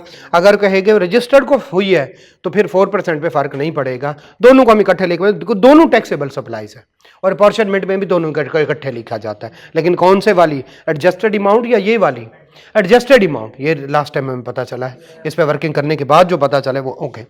एक्सपोर्ट टू यूएसए कनाडा कोई फर्क नहीं पड़ता, 25.5 मिलियन टोटल का 50% से ज़्यादा है या कम है, वो 35.5 ऊपर है। अगर वो वैसे कम ना हो जाए यानी एडजस्टमेंट करने के बाद तो और बात है, अदरवाइज तो कम ही है। ठीक है, इसका मतलब है 90% लगे। ओके, जो है सप्लाईज ऑफ एग्जेम्प्ट गुड्स कितनी, 5.2 बिलियन। ठीक है, हमें पता चल गया। गुड्स वर्थ कितनी, 15 lakh, 1.5 million were return by the registered person. ठीक है, बाई आर रजिस्टर्ड पर्सन, तो आपने जो रजिस्टर्ड पर्सन को सेल की थी उसमें से 15 लाख लेस कर, तो 35.5 मिलियन में से जो 1.5 मिलियन लेस कर दें, प्रॉपर डेबिट क्रेडिट, इससे भी पता चल रहा है ये तकरीबन रजिस्टर्ड पर्सन। ठीक है, आगे चलते हैं। Following purchases were made during a month. Okay, purchases from registered person कितनी, 53.8 मिलियन। ओके, ठीक है। परचेजेस फ्रॉम अनरजिस्टर्ड पर्सन हम इसको इग्नोर कर देंगे। ठीक है, और इसमें कुछ चेंजेस होंगे तो उनको भी इग्नोर कर देंगे। ठीक है, goods purchase from registered person जो है were exclusively use for taxable supplies, तो हम कहेंगे ओके है, ठीक है, इसको इग्नोर करना है। An amount of 7,50,000 is payable to a registered person since January 28 2011, 180 दिन के अंदर अंदर पे करना था। अब जनवरी के कितने दिन हैं, ऊपर कितने बचते हैं, 3 दिन, उनको साइड पे कर दें। फरवरी के कितने, गिनते जाएं कैलकुलेटर निकालें। अभी हम कहाँ पे चल रहे हैं, हमने ये देखना है इसका इम्पैक्ट इस महीने में पड़ना है, अगले महीने में पड़ना है या पिछले महीने में पड़ना है। क्लियर है, जल्दी से जरा कर लेते हैं। जनवरी के 3 दिन साइड पे कर लें, 28 किसके हो गए, ठीक है, कितने हो गए टोटल 31। उसके बाद फिर उसके बाद नहीं, जनवरी के हो गए, उसके बाद फेब के 28 हमने निकाले, टोटल 31 हो गए। फिर मार्च के 31, 62 दिन हो गए। फिर उसके बाद अप्रैल के 30, ठीक है। उसके बाद मई के 31 और जून के 30, कितने हो गए, 153। इसके बाद अगर हम जुलाई के ऐड करें तो ये 180 से क्रॉस। इसका मतलब है जुलाई में क्या हो गया होगा, ये एक्सपायर टाइम हो गया। उस टाइम के जुलाई में, अभी ये कौन से वाला चल रहा है, अगस्त 2011, पिछले महीने में 180 दिन पूरे हुए और पिछले महीने में ये 7,50,000 एडजस्ट हो चुका होगा। जैसे ही 180 दिन हुए और उसने जुलाई की रिटर्न फाइल की, अभी कौन सी कर रहे हैं, अगस्त की, तो ये एडजस्टमेंट पिछले महीने, यानी है ठीक कि 180 दिन तक पेमेंट ना करें तो इनपुट क्या हो जाता है, रिवर्स हो जाता है। ऐसा ही है ना, इनपुट क्या हो जाता है, लेस हो जाता है। ऐसा पढ़ा था हमने इनपुट। लेकिन चूंकि जुलाई का महीना गुजर गया और हम किस में खड़े हैं, अगस्त में क्या दोबारा उसको रिवर्स करें, तो हम कहेंगे ये सारा कुछ किस में हो चुका है, फर्क समझें, जुलाई में हो चुका। 28 जनवरी से हम स्टार्ट हुए, फरवरी, मार्च, अप्रैल, मई, जून, जुलाई में 180 दिन पूरे। जुलाई में इनपुट रिवर्स, यानी इनपुट उतने से कम हो गया होगा। अगस्त में कोई इंपैक्ट नहीं पड़ना, तो हम लिख देंगे इसका इंपैक्ट है जो है शुड हैव बीन कहां पे होगा, जो है previous month, therefore no impact in the current month. ठीक है, no further calculation is required. Okay है, लें जी आगे चलते। सेल्स टैक्स, इसकी बात की समझ नहीं आई तो पूछ लें। ओके, सेल्स टैक्स क्रेडिट कितना, 6,10,000 has been brought forward from previous month, कोई खास इंपैक्ट नहीं। Sales tax is payable at the rate of 18%, all the above amount of exclusive. अगर कभी कह दे इंक्लूसिव नहीं, फिर भी आपने उसको क्या करना है, उसको डिवाइड करना है 118 से, मल्टीप्लाइड बाई 100 करते जाएंगे तो आपके पास अभी तक आया नहीं है ऐसा, लेकिन कर सकता है। तो फिर वो क्या होगी, वो 100 की बजाय 118 होगी अमाउंट। उसको डिवाइड करना है, 118 से मल्टीप्लाइड बाई 100 करें तो आपके पास कौन से एक्सक्लूसिव ऑफ टैक्स अमाउंट आती जाएगी। फिर उसको मल्टीप्लाइड बाई 18 करके ये कर दें। ये ख्याल रखें, क्या दे रहा है याद नहीं है। मिनिमम का एक दफा उसने कुछ नहीं कहा था, हर दफा क्या देता मिनिमम टैक्स की वर्किंग रिक्वायर्ड नहीं है। मिनिमम टैक्स एक दफा उसने चुप हो गया, जब चुप हो गया तो इसका मतलब मिनिमम टैक्स की वर्किंग। फिर हम देखेंगे इंडिविजुअल और एओपी है, क्योंकि हमारी कंपनी नहीं है, लिहाजा इंडिविजुअल और एओपी है, तो हमने मिनिमम की वर्किंग की थी, एक जगह पे वर्किंग की थी। चलें, बस ख्याल रखिएगा। Agha is also required to pay penalty कितनी, 10,000 under sales tax act on the account of, and pay जो पेबल बनेगा उसमें, ये हम ऊपर कर चुके। इस क्वेश्चन में कोई ख़ास सवाए के क्या है, इसमें से क्या हमने जो है 15 लाख किस में से लेस करना है। 180 वाली बात एक नई आई, लेकिन उसकी भी कोई वर्किंग हमने नहीं करनी। क्लियर है, बाकी सिंपल हो जाएगा। इस पे इनपुट लेंगे, उसके अपॉर्चनमेंट करेंगे। अपॉर्चनमेंट क्या होगी, ये टैक्सेबल हो जाएंगी, ये जीरो रेटेड हो जाएंगी, और ये कौन से वाली एग्जाम, किसके साथ क्या करना है आपको पता है। आगे चलते, क्वेश्चन नंबर 8। मिस्टर फौलाद बड़ा मजबूत किस्म का बंदा है। अच्छा, mister Faulad is registered under जो है सेल्स टैक्स एक्ट 1990, ठीक है। Is engage in the business of manufacture and supply of home appliance, ये भी वही काम करता है, ठीक है। Following information has been extracted from the record of किसका, mister Faulad for the month of Feb 2012। बस इसका ख्याल रखना है। देखिए, अभी अगर हमने सही तरह के अपने महीने का ख्याल ना रखा होता तो हम उसको जुलाई समझ के क्या कर लेते, 7,50,000 का इम्पैक्ट ले लेते, उतने से अपने मार्क्स कम कर लेते। चले आगे चलते हैं। लोकल परचेजेज फ्राम, ठीक है, 7.2 मिलियन है, ओके।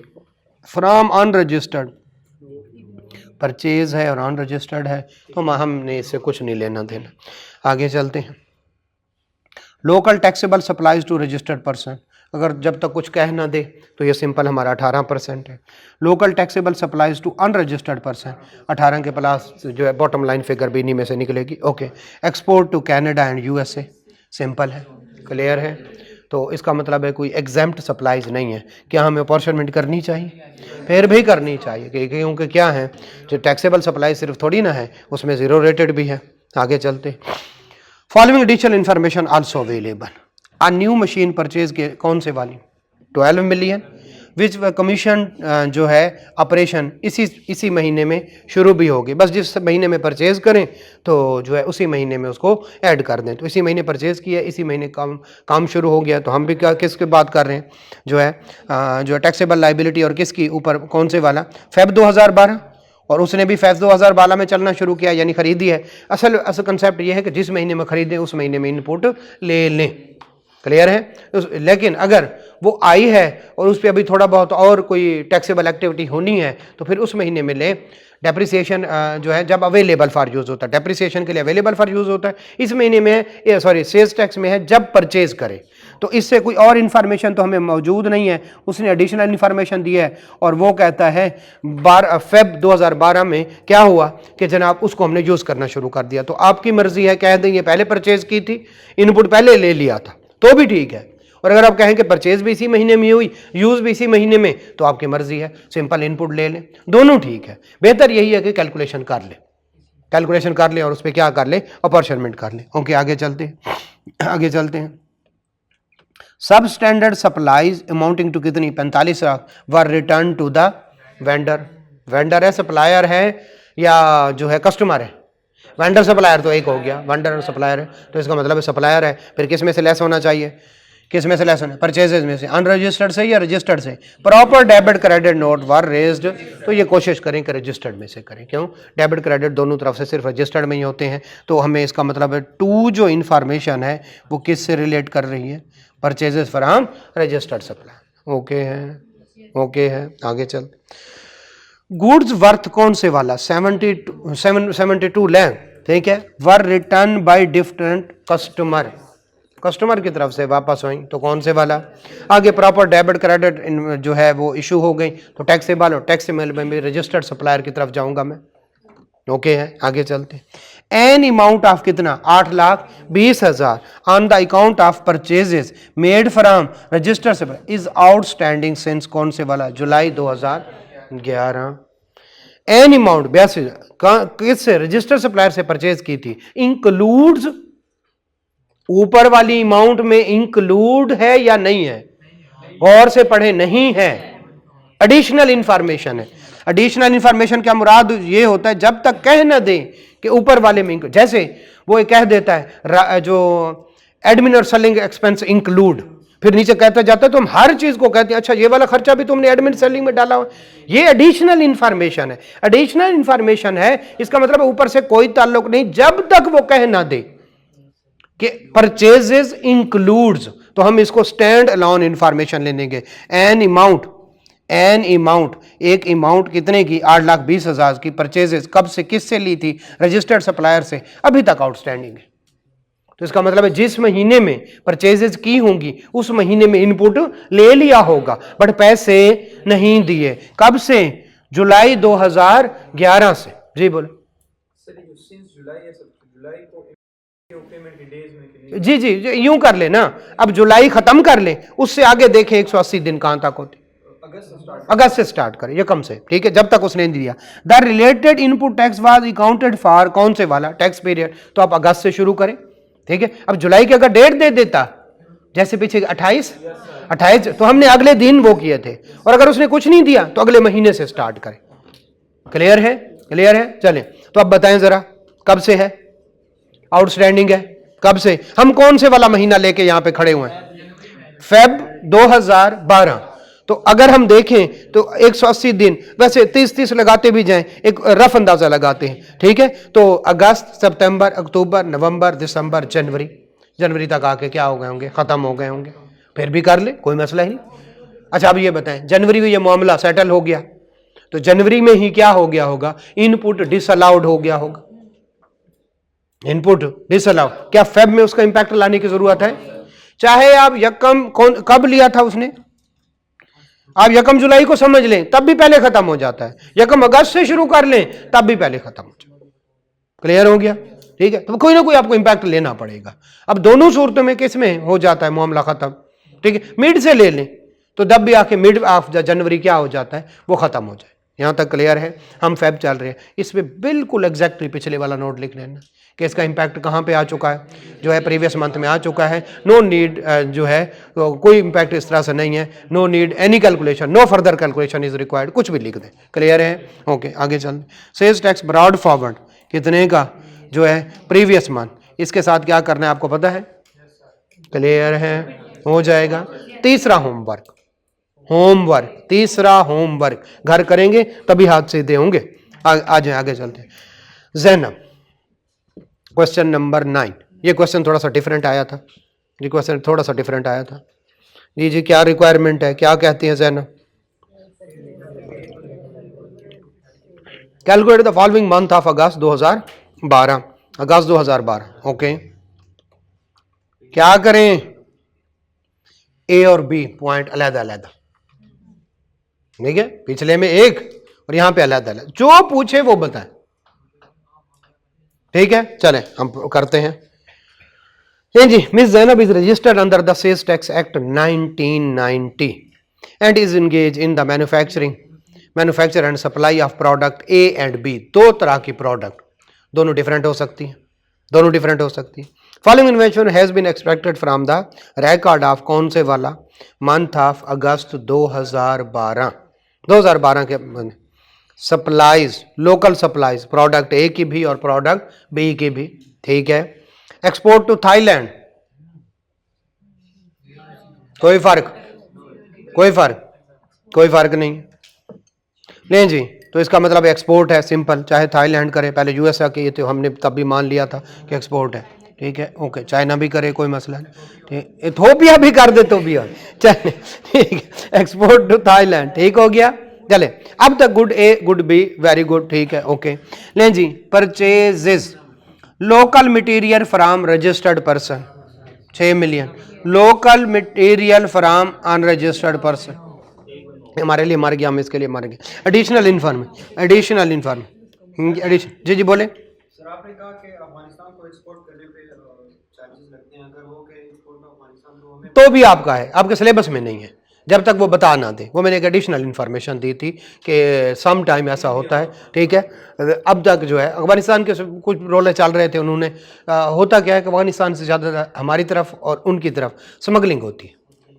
उस चीज़ को रोकने के लिए उन्होंने एक कानून बनाया था, 2-3 है, खैर वो हमारे सिलेबस में नहीं है, फाइनल में होंगे। चले आ जाए, product A is exempt from, है भी ऐसा, बहुत स्मगलिंग होती है, बहुत ज़्यादा। मेरे ख्याल पेशावर, हाँ ये नहीं बात निकलवाओगे क्या, ठीक चले। Product A is exempt from the charge of sales tax. ले जी, हमारा नजरिया बिल्कुल ए के बारे में बदल गया कि ये तो दोनों एग्जाम्प्ट है। क्लियर हो गया? तो इसका मतलब है चाहे लोकल को करें, ठीक है। अब जरा बताएं, ये तो हो गई एग्जेम्प्ट, ये क्या हो गई एग्जेम्प्ट। अब नीचे वाली तो एक्सपोर्ट है। Exempt goods if exported become zero rated.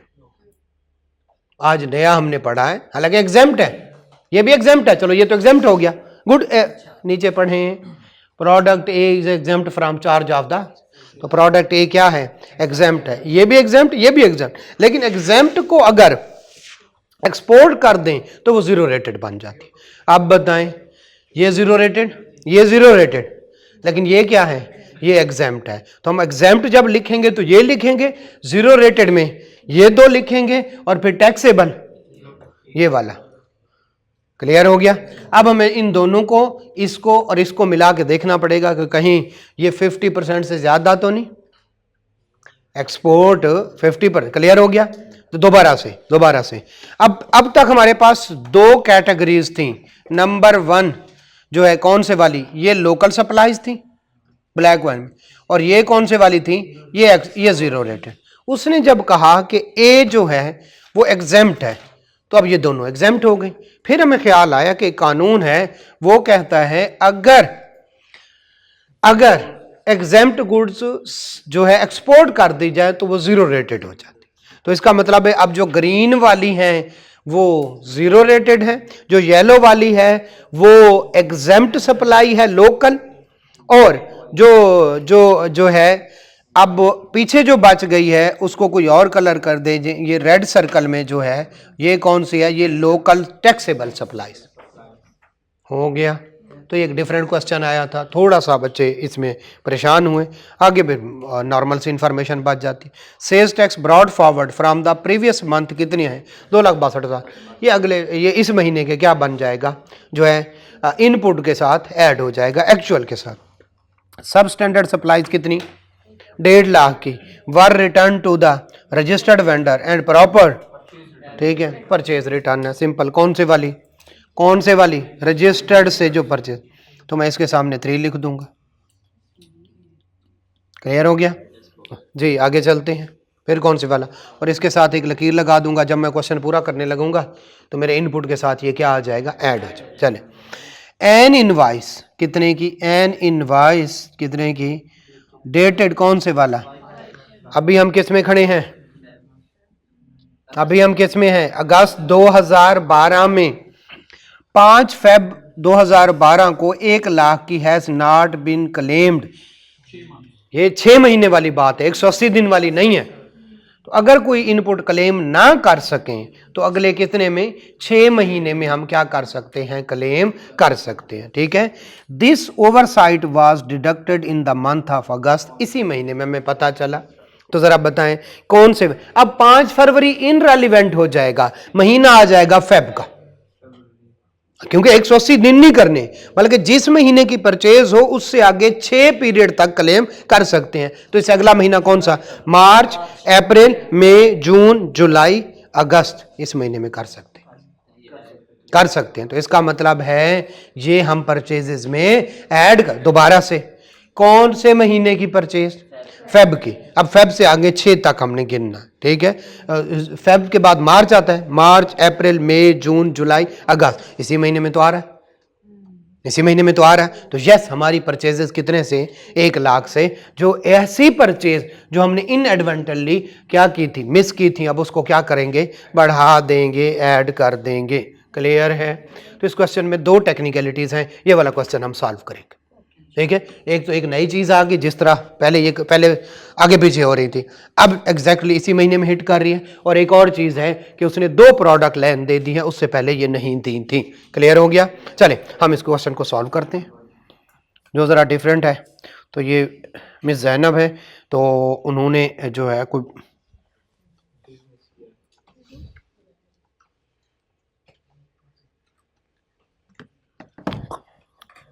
नहीं जी,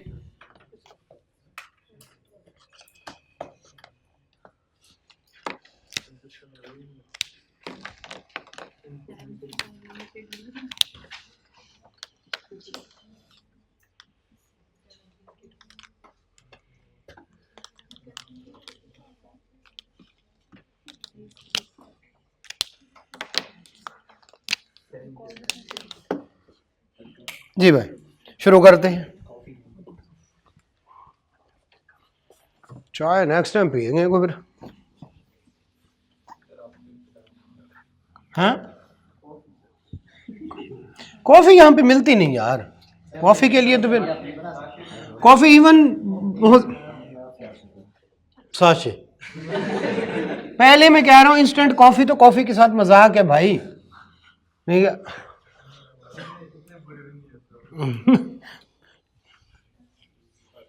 नहीं नहीं, वो तो बकवास है। नेस्ले वालों ने बड़ा घर किया हुआ कॉफ़ी का ही। क्या नाम है? जैनब ही है? ओके। ये यहाँ जो कैलकुलेशन ऑफ जो है सेल्स टैक्स पेएबल रिफंडेबल, फिर कौन से वाला टैक्स पीरियड, कौन से वाला 2012, इधर आ जाएगा रुपीस, ठीक है 2012, वही 2012, ठीक है। यहाँ पे आउटपुट में कोई रोला है? आउटपुट में कोई रोला है? हमने वो सारे का सारा क्या कर दिया, इरेज कर दिया जितने भी रोले थे, ठीक, भूल भाल के हम एक हो गए। हाँ था सब स्टैंडर्ड सप्लाईज जो है, जो वेंडर को हमने वो कर ली, ये परचेज है और ये भी परचेज है, ये दोनों परचेज में होंगे, दोनों परचेजेज में है। सब स्टैंडर्ड सप्लाईज भी किसको दी हैं? परचेजेज वेंडर को ही वापस की, और जो है जो इनवाइस थी वो भी ऐड करनी है परचेजिंग। इसका मतलब है सप्लाईज में कोई रोला नहीं, लेकिन सप्लाईज में अच्छा खासा रोला है। कौन से वाला? ये टैक्सेबल है, और ये कौन से वाला है? ये जो है कौन से वाला? एग्जेम्प्ट है, और ये जो है वो किस में है?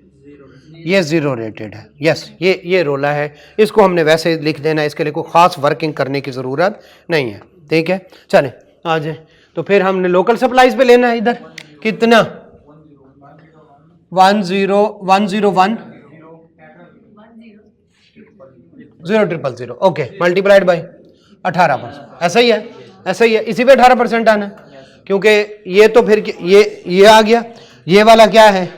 ये एग्जेम्प्ट है, ठीक है, और ये कौन से वाले दोनों? जीरो, ओके 1800 क्लियर है। ले जी, लेस इनपुट ब्रॉड फॉरवर्ड है ना, लोअर ऑफ, ठीक है, एक्चुअल, ठीक है, उसके लिए वर्किंग 1 करना पड़ेगी, ठीक है, और फिर कौन से वाला? ब्रॉड फॉरवर्ड इधर लिख के जान छुड़ा लिया करें, बताएं 500, इससे जान छुड़ा लें इधर ही, और उधर एक लकीर लगा लें कि जनाब हमने ये कारनामा सर अंजाम दे दिया, ठीक है। चलें, लगी हुई है, ओके, ठीक है। ब्रॉड फॉरवर्ड ये नहीं, ये वो वाली है, ये वाली, ओके, वो तो निशानी लगाते हैं हम कि हमने ये बाद में करना है, ठीक है। चलें अब हम बाकी करते जाते हैं, आ जाए।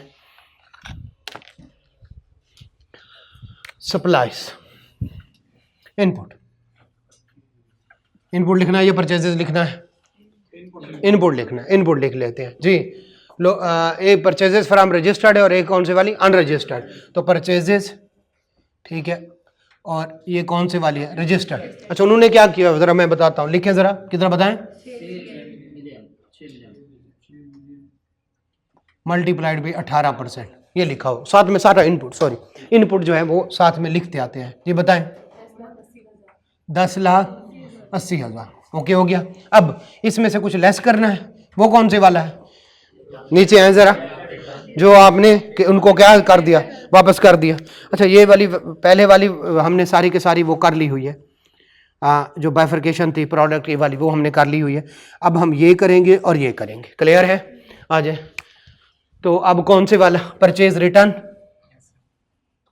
ठीक है। तो रिटर्न कितनी है, 1,50,000 मल्टीप्लाइड बाई 18। मैं आपको बता रहा हूँ ये ऐसे सोल्यूशन में हुआ हुआ, आप चाहें तो इसको लेस करके जो बाकी बचे उसमें भी कर सकते हैं 18%। जो सोल्यूशन में हुआ मैं वो तरीका बता रहा हूँ, जोन सा आपको अच्छा लगे आपने वही फिर करते रहना, क्लियर है? कितना, 27,000 क्या कर देंगे, लेस कर देंगे। और क्या है जनाब, 1,00,000 की इनवाइस है या टैक्स है, दोनों दफा बताएगा। वो कहेगा इनपुट ऑफ 1,00,000 क्लेम नहीं हो सका, तो फिर 18% ना लगाइएगा।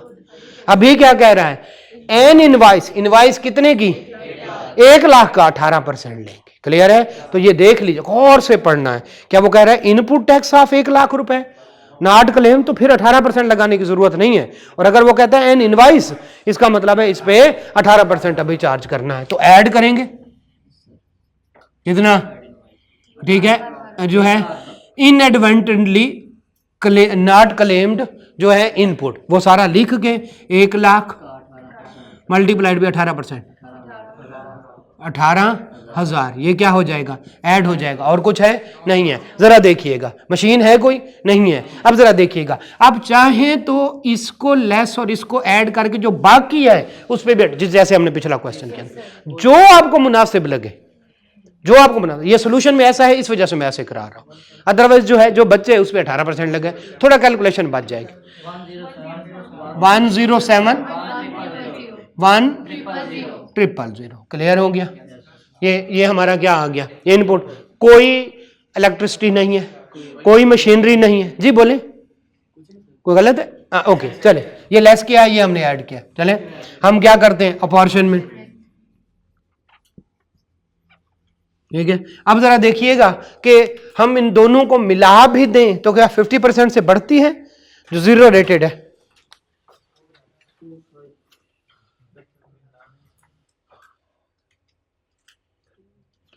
टोटल फिर उसका ये 50% से बढ़ता है या नहीं बढ़ता, यानी जीरो रेटेड, यानी एक्सपोर्ट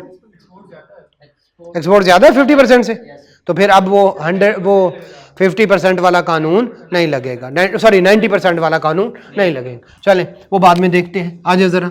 अब एक मशीनरी की नहीं है तो सिंपल हमारे पास क्या आ जाएगा, रेजिडुअल इनपुट, वो कितना है 1,071,000।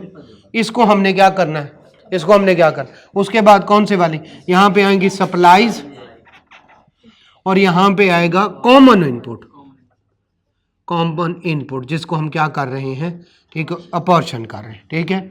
अब यहाँ पे डिस्क्रिप्शन आएगी, ठीक है। और अब हमारे पास 2-3 तरह की है, नंबर 1 नंबर 2, ओके आ जाए। चले तो अब आ जाएगी टैक्सेबल, फिर कौन से वाले, जीरो रेटेड, एक्सपोर्ट भी कह सकते हैं, फिर आएगी एग्जाम्प्ट। ये बताइएगा टैक्सेबल 101 नहीं, इसमें कौन से वाला मुझे नहीं पता, सप्लाईज की बात कर रहे हैं, सप्लाईज की बात कर रहे हैं। ये एग्जाम्प्ट है, ये दोनों, ये जीरो रेटेड है, और ये कौन से वाली, ये टैक्सेबल है, टैक्सेबल है 101, क्लियर हो गया। आप और आ जाए, यूं मसला हो रहा हो तो इसे लकीर भी लगा सकते हैं, कोई नहीं, क्योंकि आपके पास तो पेपर में लगी हुई होगी मेरे ख्याल लकीर, ठीक है जी। बताएं फिर 65 ले जी, 535 000, ओके ओके 1286 4 दफा 0, ओके आ जाए आ जाए आ जाए आ जाए आ जाए जल्दी से, जी जी बोले बोले।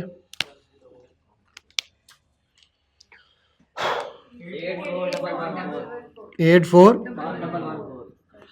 क्या ये बताने की जरूरत है कि ये कैसे आया, ओके 1329 यहाँ पे 44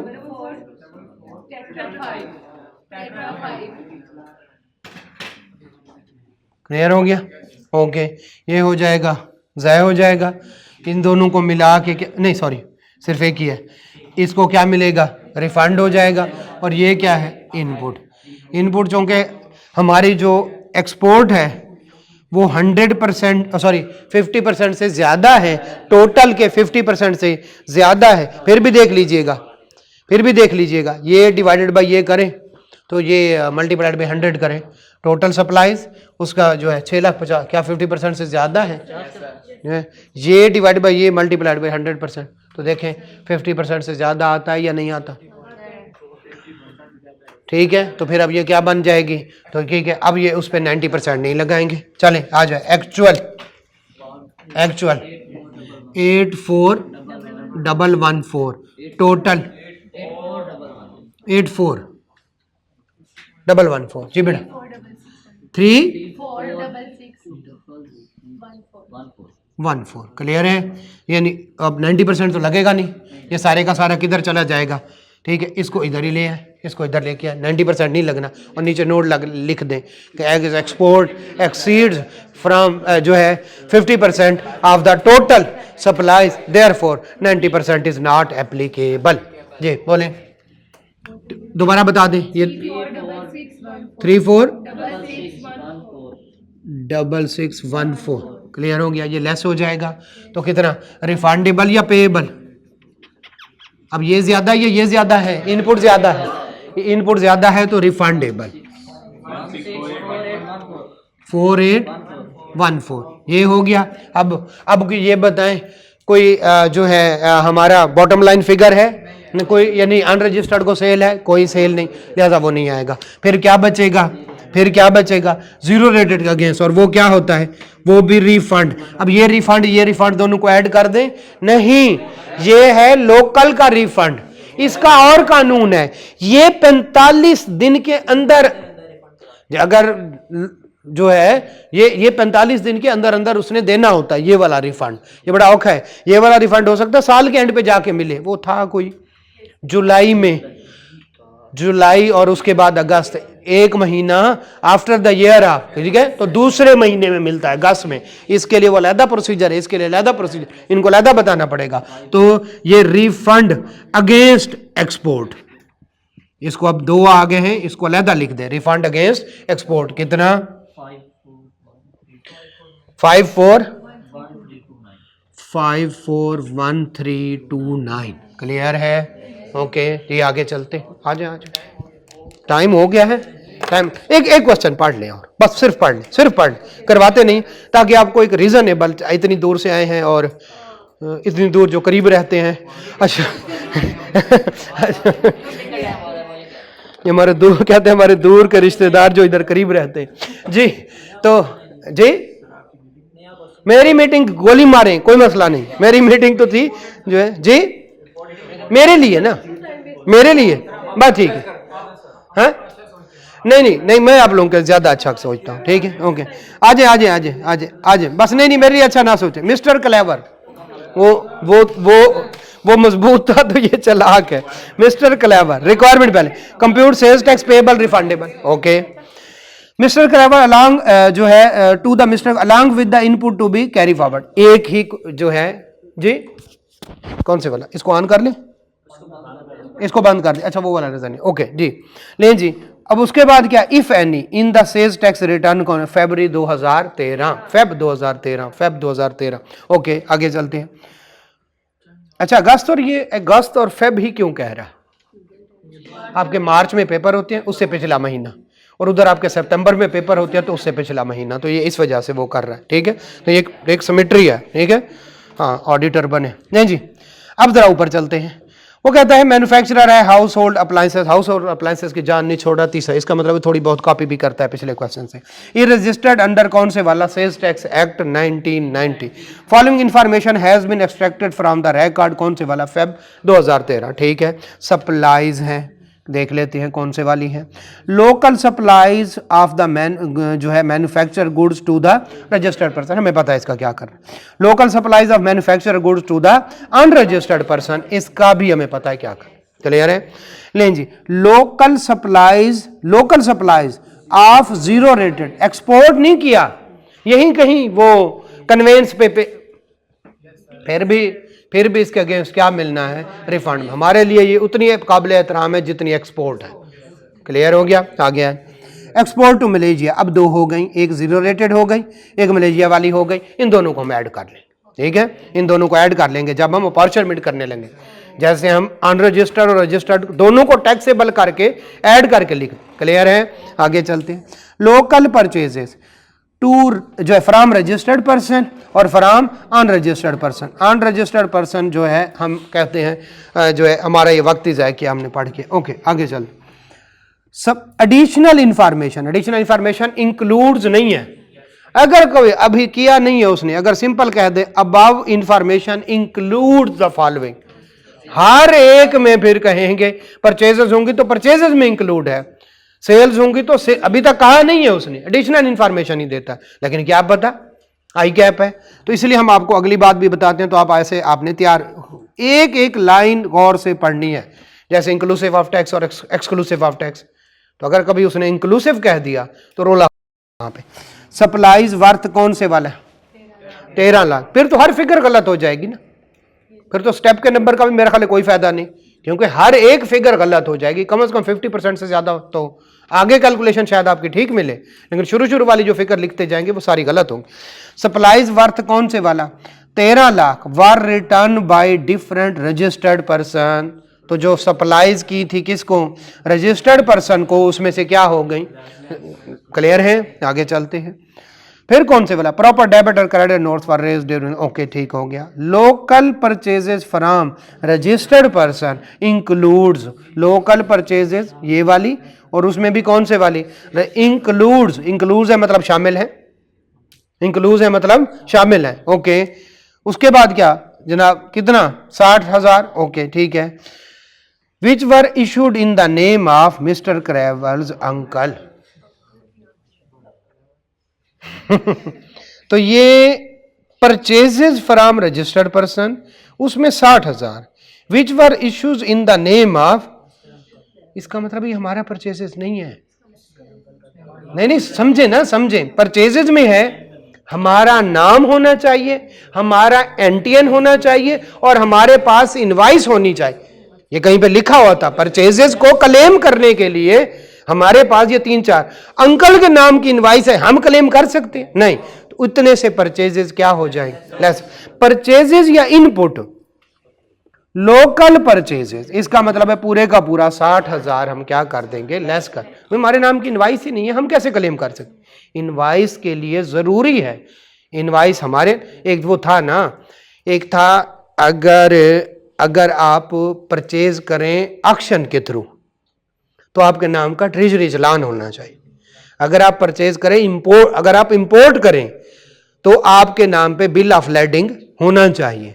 और अगर आप करें लोकल परचेज तो उनमें से ये शर्त लिखी हुई थी, आपका नाम हो, आपका क्या हो, STR रजिस्ट्रेशन नंबर लिखा हो। तो बेसिकली तो एक दफ़ा उसको जाके ज़रूर पढ़िएगा। तो ये तो हमारे नाम नहीं है, ये तो अंकल के नाम है, तो अंकल ने इनपुट क्लेम करना है, हम नहीं कर सकते।